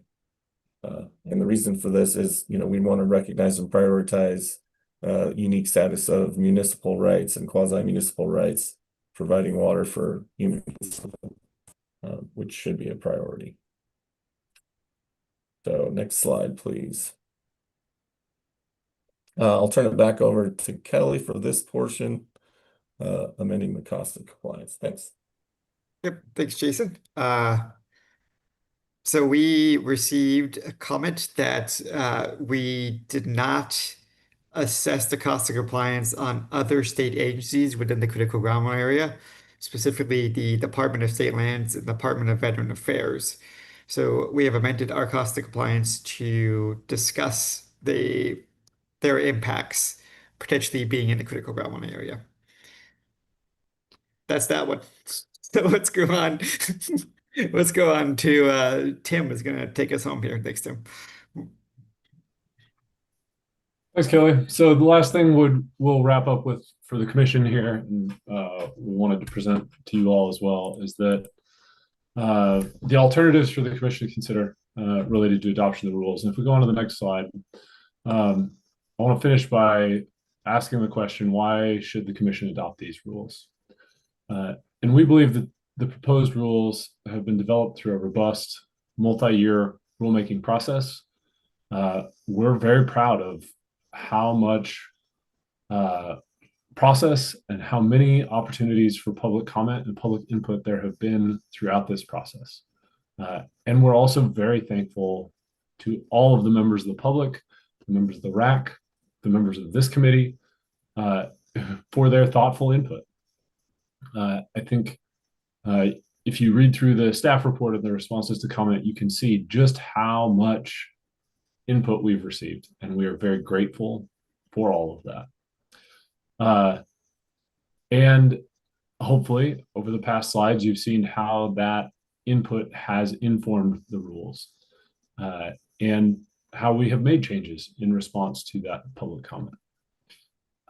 We believe that these rules provide a balanced approach for achieving stable water levels and sustainable use within a generation within the Harney Basin. We're providing an opportunity for economic adjustment as well as adaptive management. And we believe that this is a balanced approach for achieving our goal. And we believe that the proposed rules ensure that groundwater is available not just for current Oregonians, but for future Oregonians as well. And reaching sustainability is important. And that's why we believe that the commission should adopt these rules. If we go on to the next slide, we'll present three alternatives to the commission for adoption. They can adopt the proposed rules as written and presented in attachment 15 of the staff report. They could choose to adopt the rules as proposed and could make modifications there in the meeting if they so choose. Or they could direct us, the staff, to return at a later date with a revised version of the rules for the commission to consider. So three options there for them, and we'll see which one they choose. But on the next slide, the director's recommendation is that they adopt the rules as proposed in the staff report, attachment 15. And that's all we have. So thank you so much for your time. We really appreciate it. Thanks, Tim, Jason, Kelly. Really do appreciate the time you've put into this. I see in the chat there's an allusion to this, but the amount of effort that the department staff have taken to address something on the scale of 2,000-ish pages of comments and staff reports is really impressive. And I know Field Services Division and our policy coordinators and the department's Technical Services Division have done a lot of work on this rulemaking. It shows, so I appreciate that.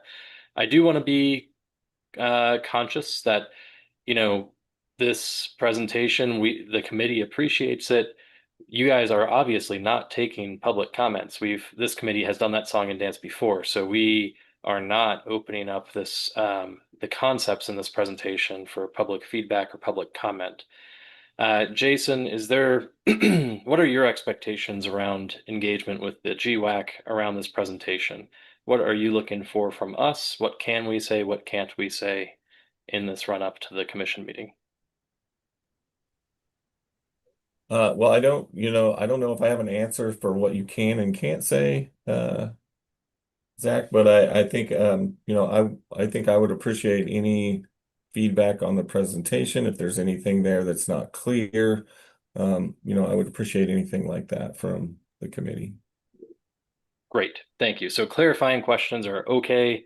Opinions or positions are not welcome at this time. Is that a good way of characterizing it?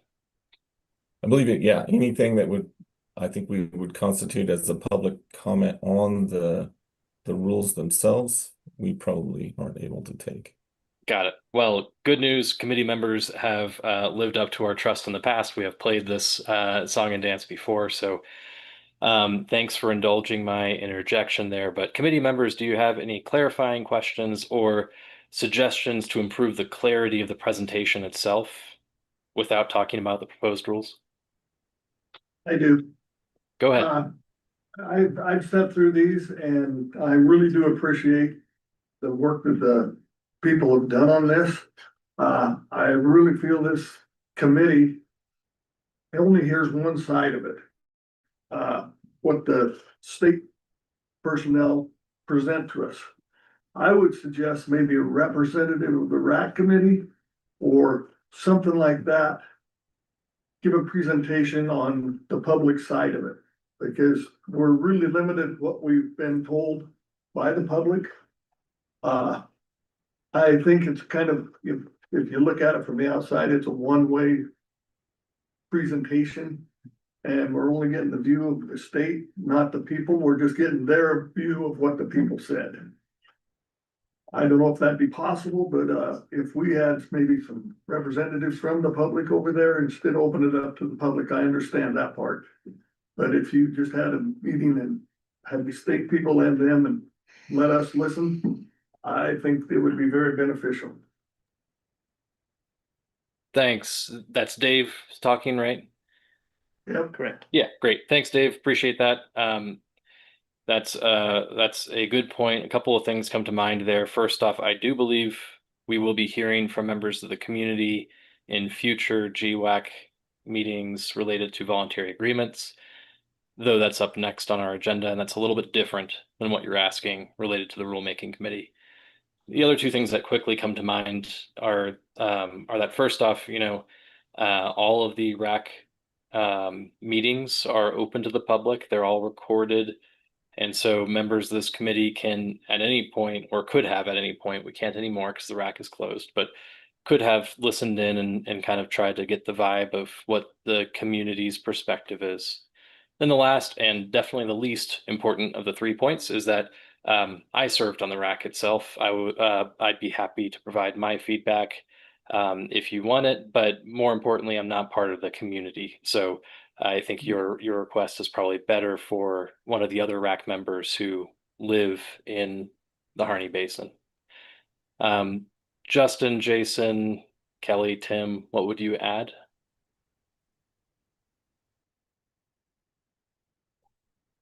I'm still thinking about that and just the role of, like, the Groundwater Advisory Committee is this statutorily created body to advise the commission, and we try and get a range of points of view on the committee. So in one sense,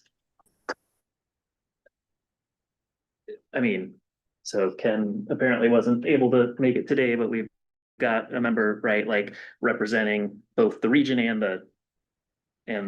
a interest group within the region, or maybe multiple interest groups within the region. And I think, like, I take your point, right? Like, you're certainly, like, we organize the meetings, we organize the content, we provide it to you. But what we're looking for is the committee's reaction to what we're proposing as the rule language as we go through these processes, right? So the commission's making, well, we get the public input at many, many stages. So what Zach just said is, or what the presenters just said is, we had, 14 recs and X number of public meetings, and we have all sorts of conversations, and that comes in, and I'm just trying to think of the logistics of, like, what, how that will work. So I don't have a real answer other than to say, I think this committee is a specific dedicated source of input to the department, as opposed to a receiver of broad input from the whole state, right? Like, you are the source of input. So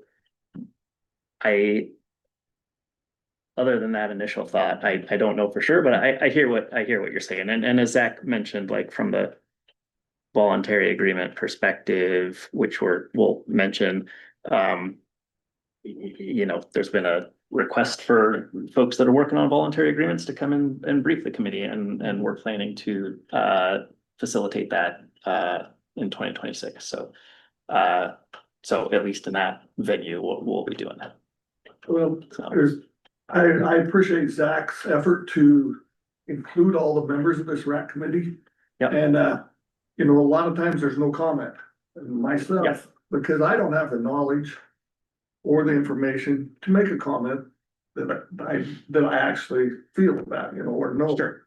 I think we need to get more information out there for us. None of us live in the community except Ken. Yeah. And, I'm just concerned that we're not getting the full picture. And that one of the, this decision to me is really, really important of how this commission does this, for the simple reason it's gonna affect the whole state. Cause if the state can do this here, without a lot of, what you guys have done is a lot of representation from the people. We don't wanna just keep snowballing all over.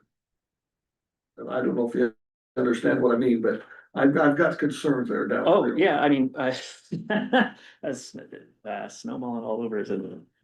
Yeah, I suspect we will be talking, I wouldn't call it snowballing, but I mean, we have, well, this is getting a little off from the 512, but, like, just thinking about the state as a whole, right? We have many locations where we are over allocated and where water levels have fallen more than 50 feet. And so how we address that within the statute and rule we have is a real concern.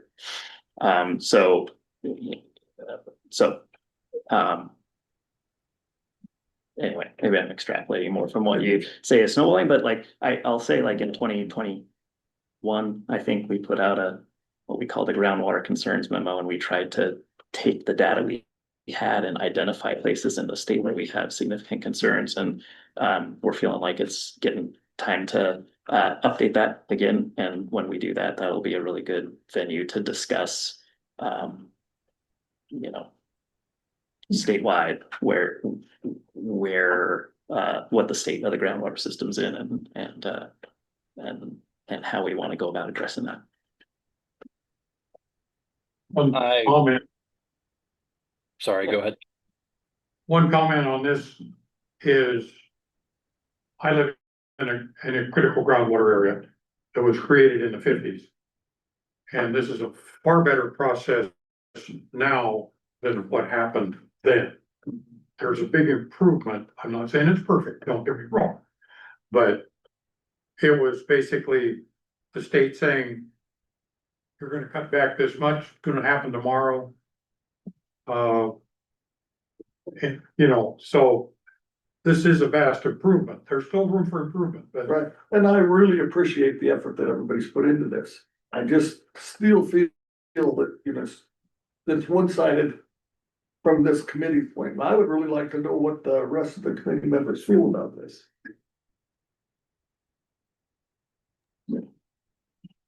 I see Well, Eric, no, you have good. your hand up. Other committee members, please feel free to chime in.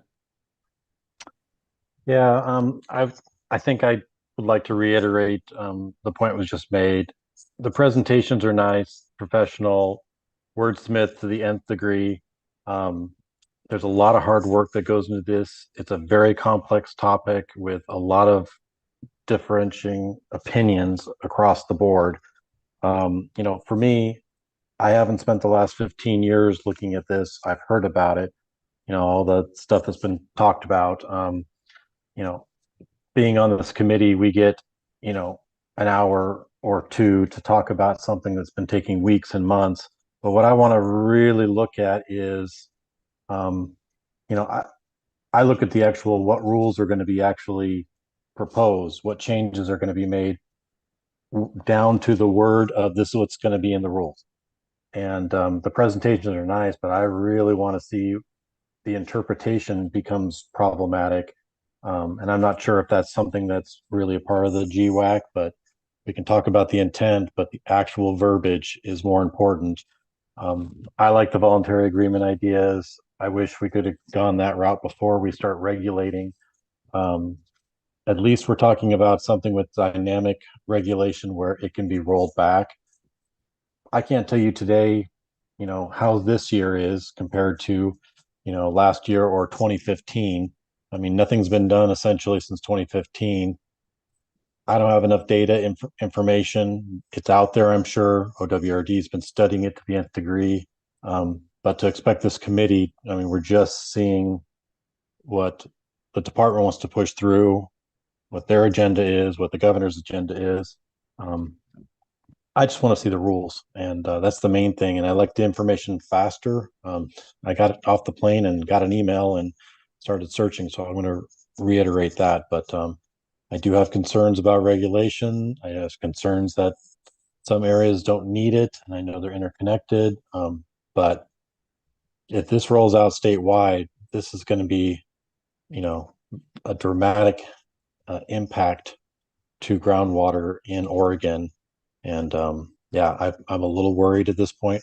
My job's mostly municipal, so I'm not worried about my livelihood by any means.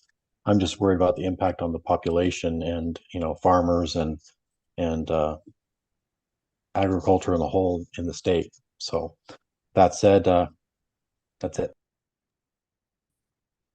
I have a quick clarifying question, sort of following up with what Eric said. This is Robin. The slide talking about the delayed reductions mentioned that if the water level trends are below the target, that reductions would be accelerated.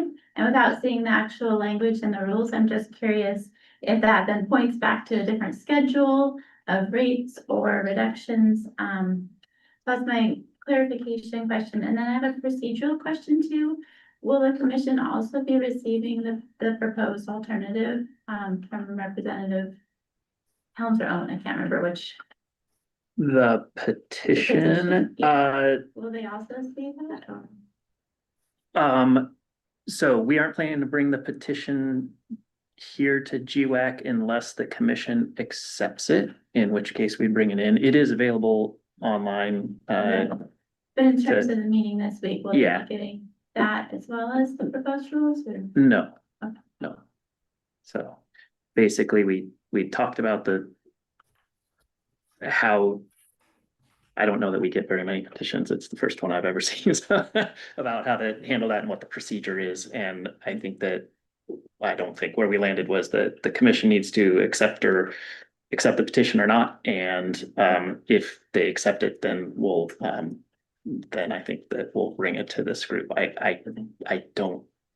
I'm not familiar enough to rattle off what the procedure is, so.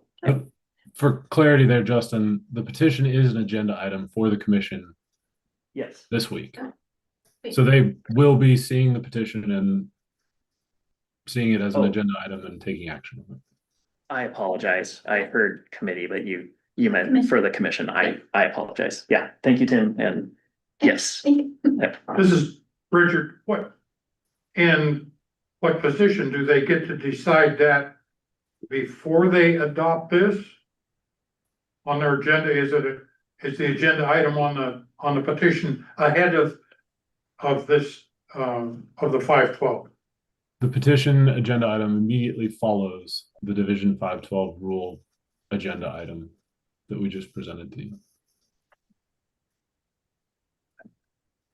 So, I so would it like to is, see that reversed. it is an afterward, and I'm not familiar with all the details, but basically the petition asks, will you accept the 512 rules, or will you like reinitiate rulemaking, taking the petition into account? So, so I guess two things.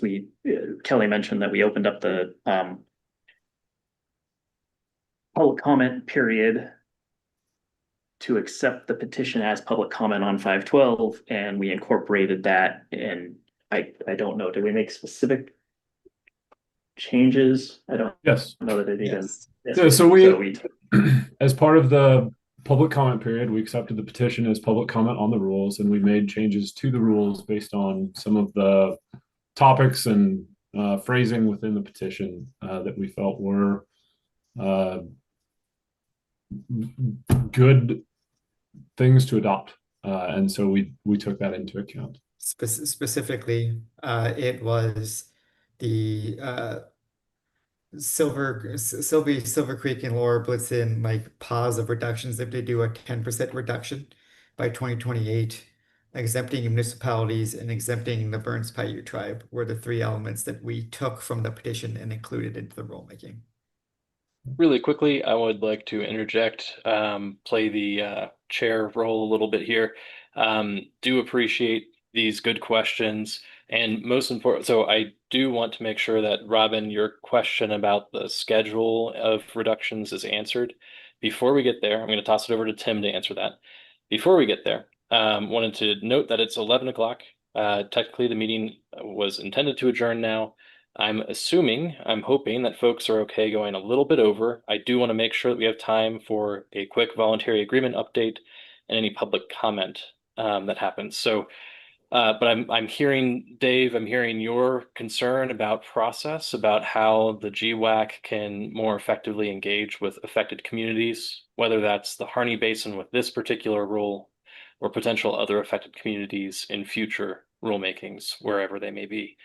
I'd like to continue that conversation. It's important to me that this committee gets the information they need to provide advice to the commission. And that information can come from a wide variety of sources. So I want to park that. I do want to follow up on it. Dave, I'll reach out to you to talk more about what that looks like, and Justin. But timing and agenda items. Tim, I'm going to toss it over to you. Can you answer Robin's question about adaptive management and schedule of reductions? Absolutely. So there's a schedule for reductions. It's laid out by sub-area in the rules.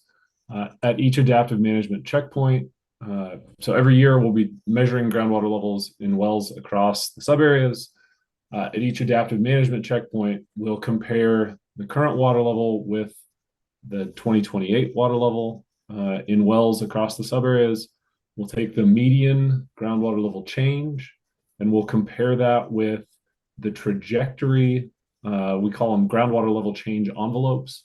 It's basically a trajectory that was mapped out by using the groundwater model. So that's essentially our path to get to stability. And so if the median water level falls within certain ranges against that trajectory, then different actions can be taken. So if groundwater levels are higher than expected, the quantity of reduction implemented at that checkpoint can either be halved or completely reduced to zero, so basically paused. If groundwater levels are lower than expected, the quantity of reduction implemented at that checkpoint could be increased by 1.5 times or as much as doubled. And so there's ranges around those trajectories. You can take a look at those in the rule packet. The actual trajectory, we have a 10th percentile, a 25th percentile, a 75th percentile, and a 90th percentile.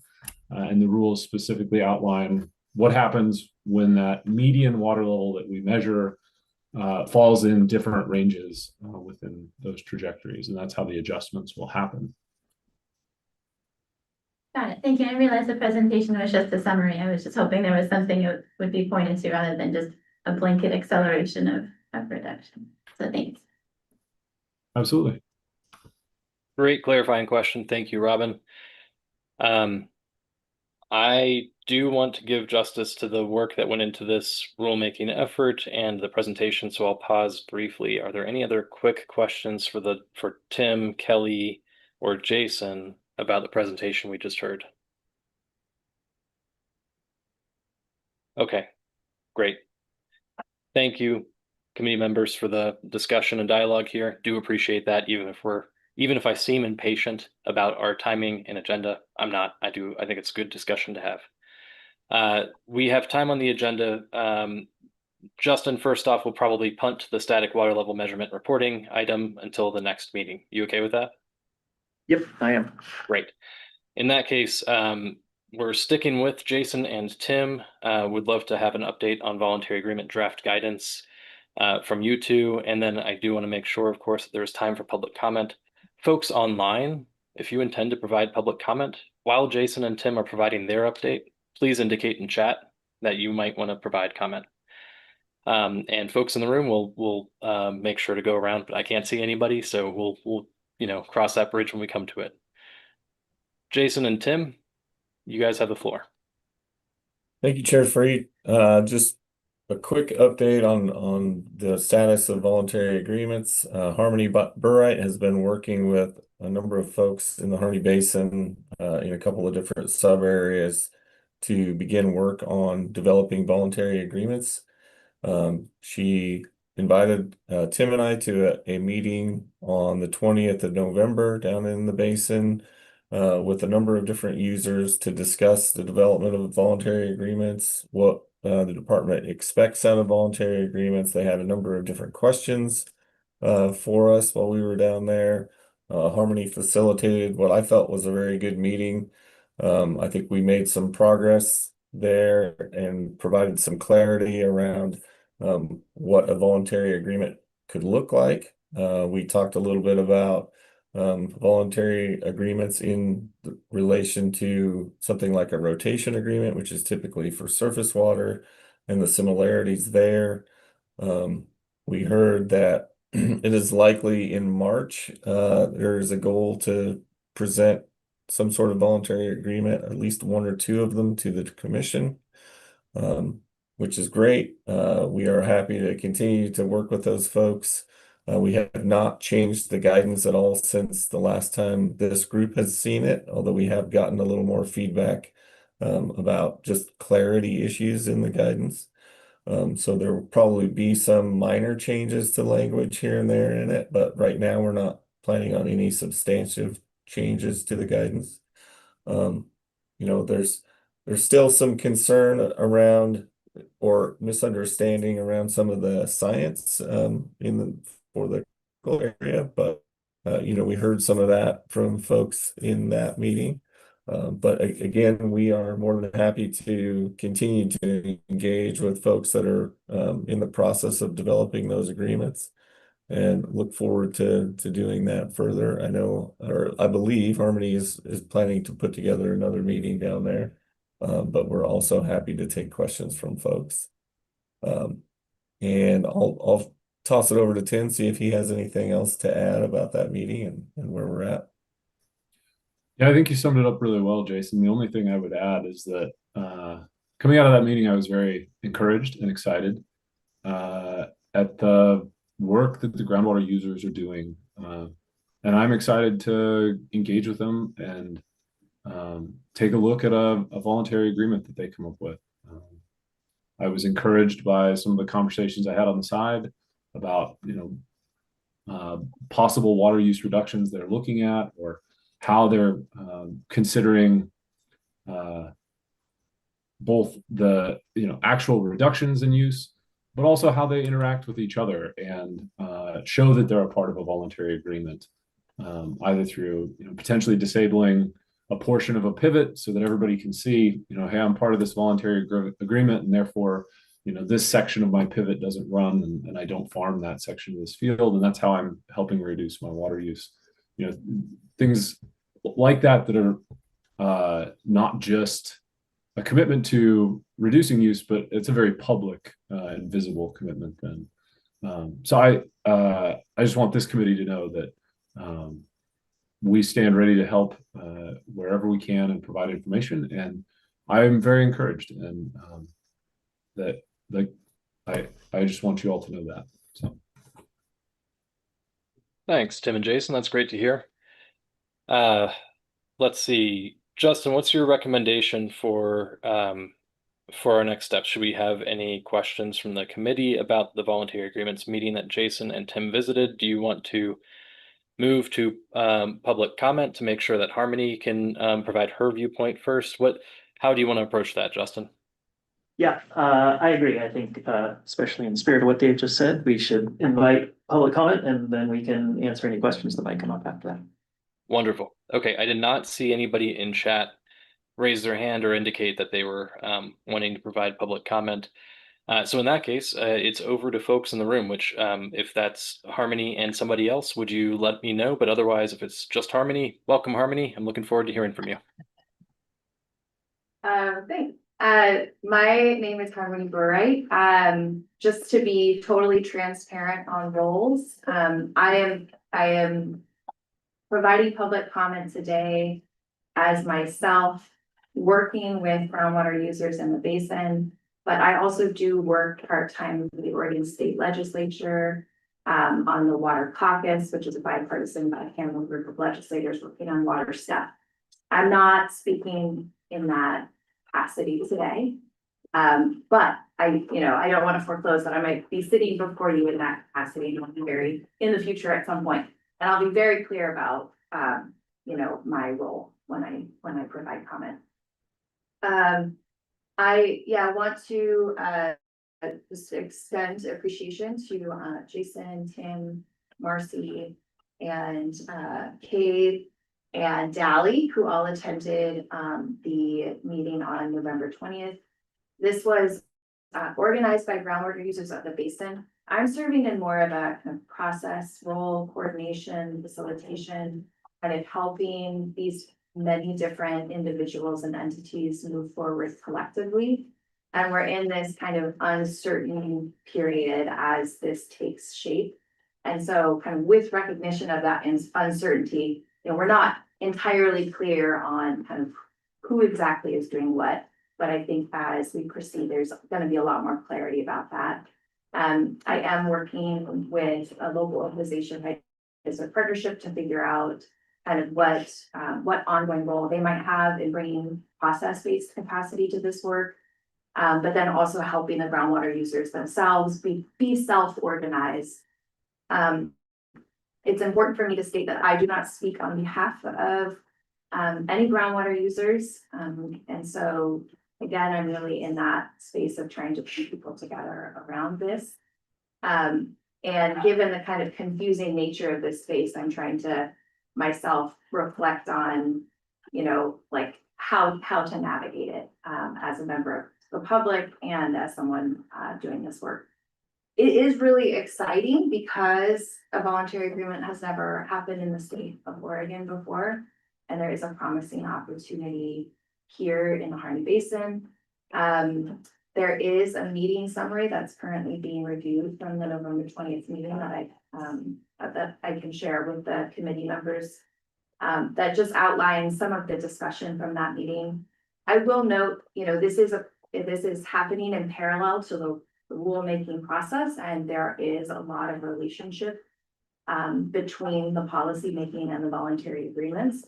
So there probably will be things for this committee to advise on as this proceeds.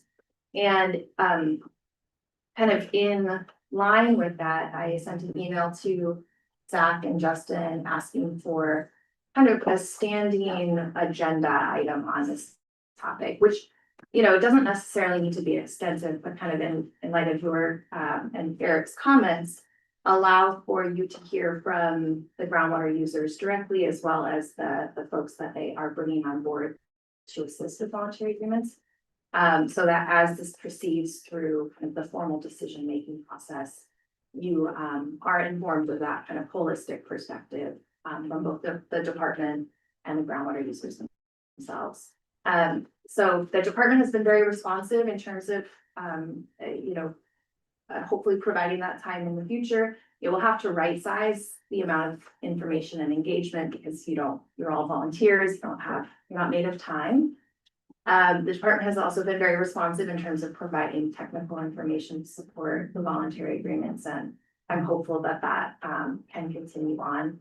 I cannot speak to the timing or the nature of the agreements coming forward because they are not mine. I am supporting the work, but I do think there's still hope that groundwater users will be bringing forward agreements sometime in 2026. And with that, there will be a lot of really interesting questions for public bodies to deliberate on. And I'm not sure to what extent I'll be involved in that because my work really is more process-based and collaborative. And there are just a lot of really interesting policy questions. But I'm still hopeful that as we, get more clear on roles, I'll still have a role and still be able to speak with you about this into the future. So yeah, the next meeting, hopefully we'll be able to kind of put together some sort of panel so you can hear more directly from people who are working on this and will be affected by this and can be a little bit more opinionated maybe than myself in terms of telling you about how things are going or what they see as the opportunities and challenges for the business. So I'm happy to take any questions from anybody. But this remains a really exciting opportunity and I'm pretty glad to be working on it. Thanks, Harmony. Thanks to all of you for ending the meeting on a pretty positive note. It's great to hear that there's hope for some voluntary agreements that this committee can learn more about in the near future. And Harmony, appreciate as always your guidance and engagement on process and collaboration and responsible engagement with communities.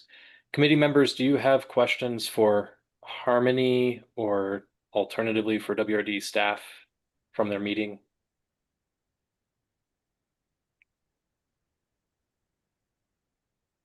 And Ken, I see your hand is raised. We are still technically in the public comment period for, public comment agenda item. So go ahead and chime in. I'll be very brief.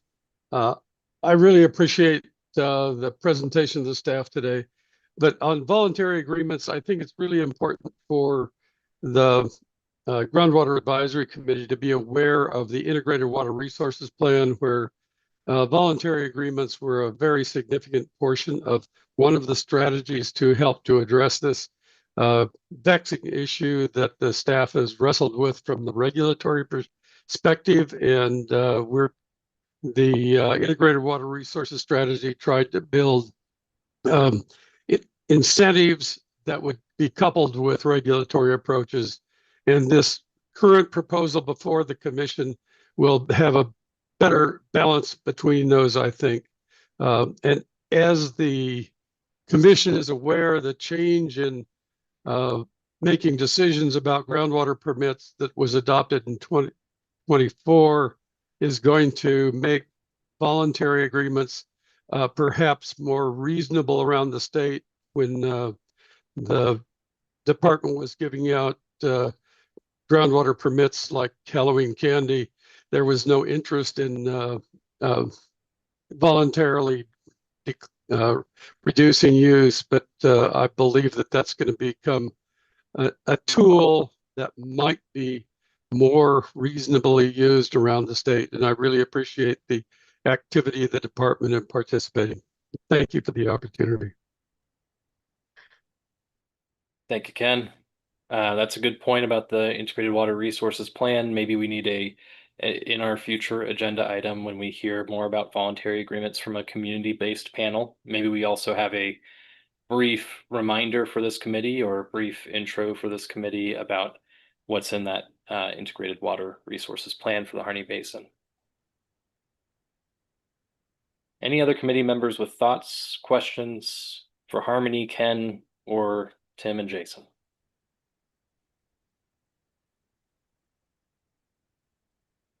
Okay, well, thank you, Harmony, for your efforts to provide more opportunities for community engagement with this committee. You know, Dave, when you and I follow up, I'll be interested in hearing your thoughts on this particular approach that we're going to be taking in the next couple of meetings around voluntary agreements. And sorry, I'm going to interrupt myself. I did see that there's a public comment in the chat from Denise. Does not have to be answered at this meeting. And Denise, if it's okay with you, maybe I'll just check. Tim or Jason, do you have a quick answer for Denise, or should we punt this to the answer to the next meeting?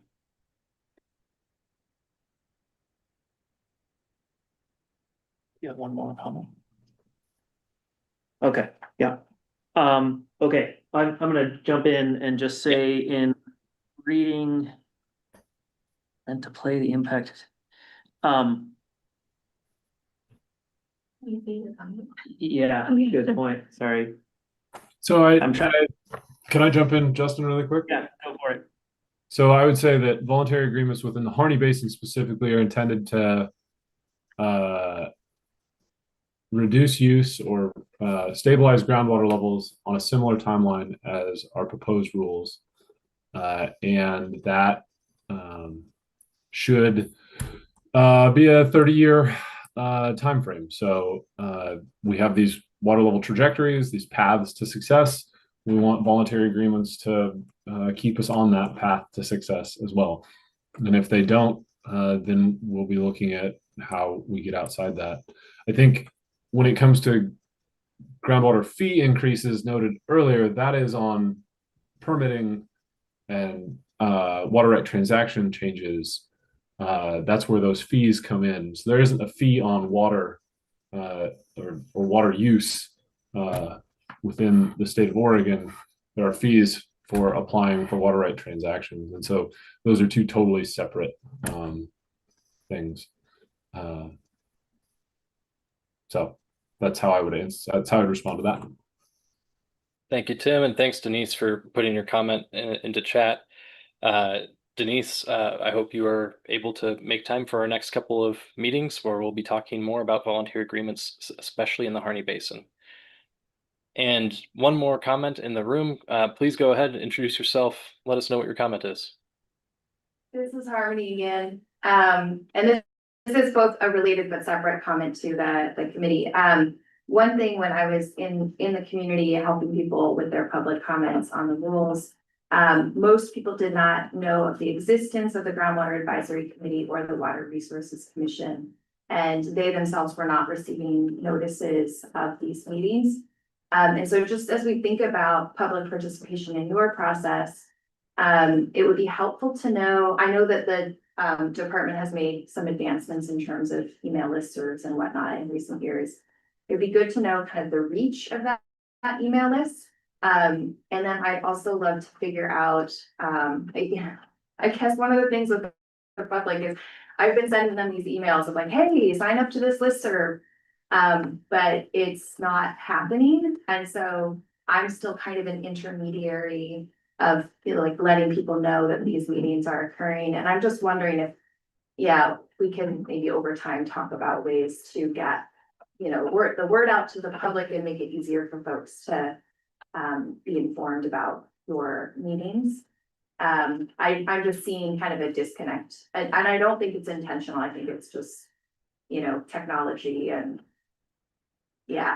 people being busy and, normal life stuff. So.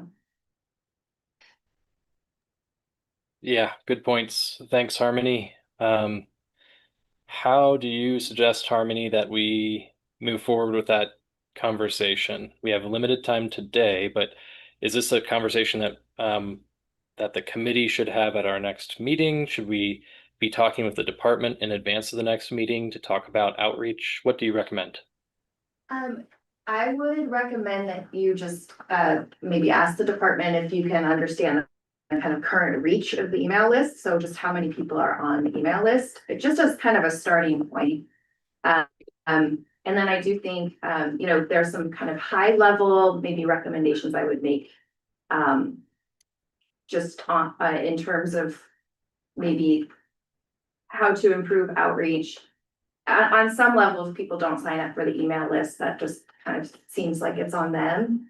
But I'll think about it a little bit more, and see if there might be something to make the process feel more accessible to folks who have been struggling.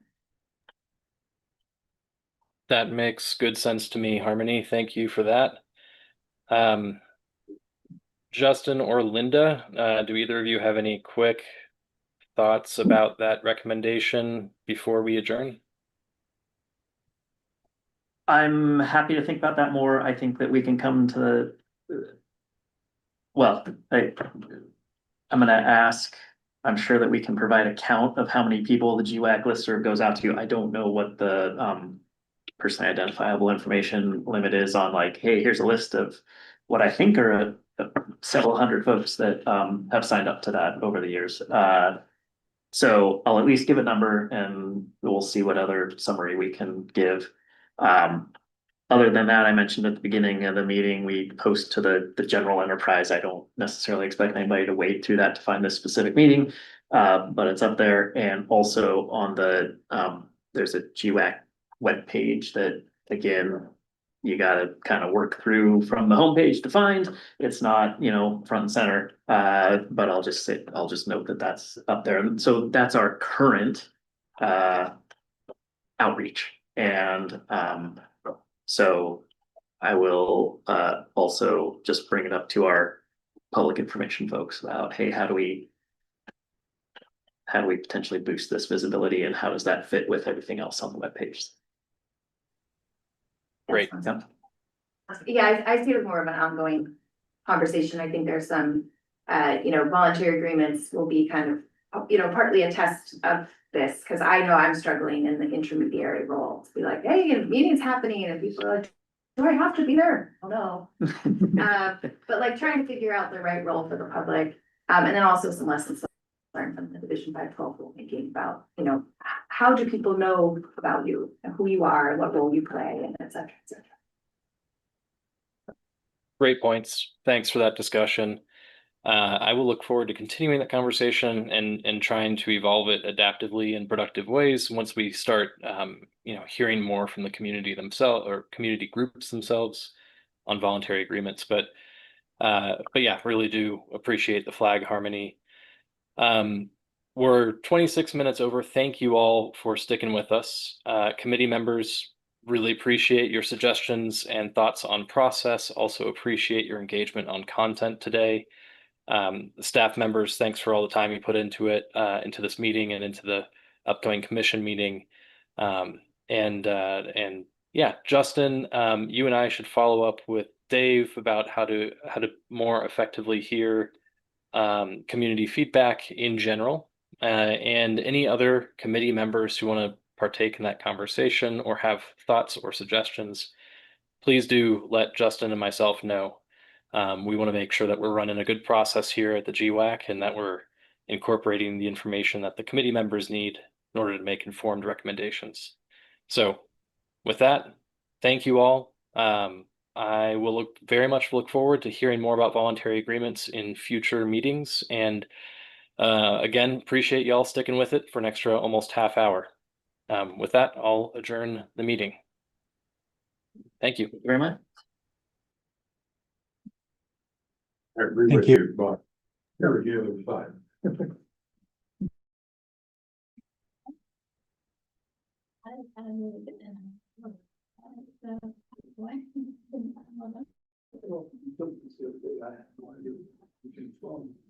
Water use.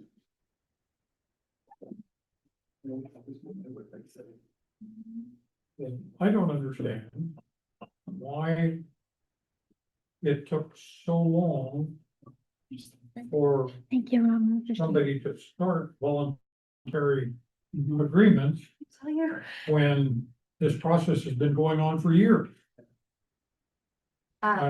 You know, I'm doing it for free. I've been doing it for free for 4 months. Previously I was getting paid under the contract, but I'm spending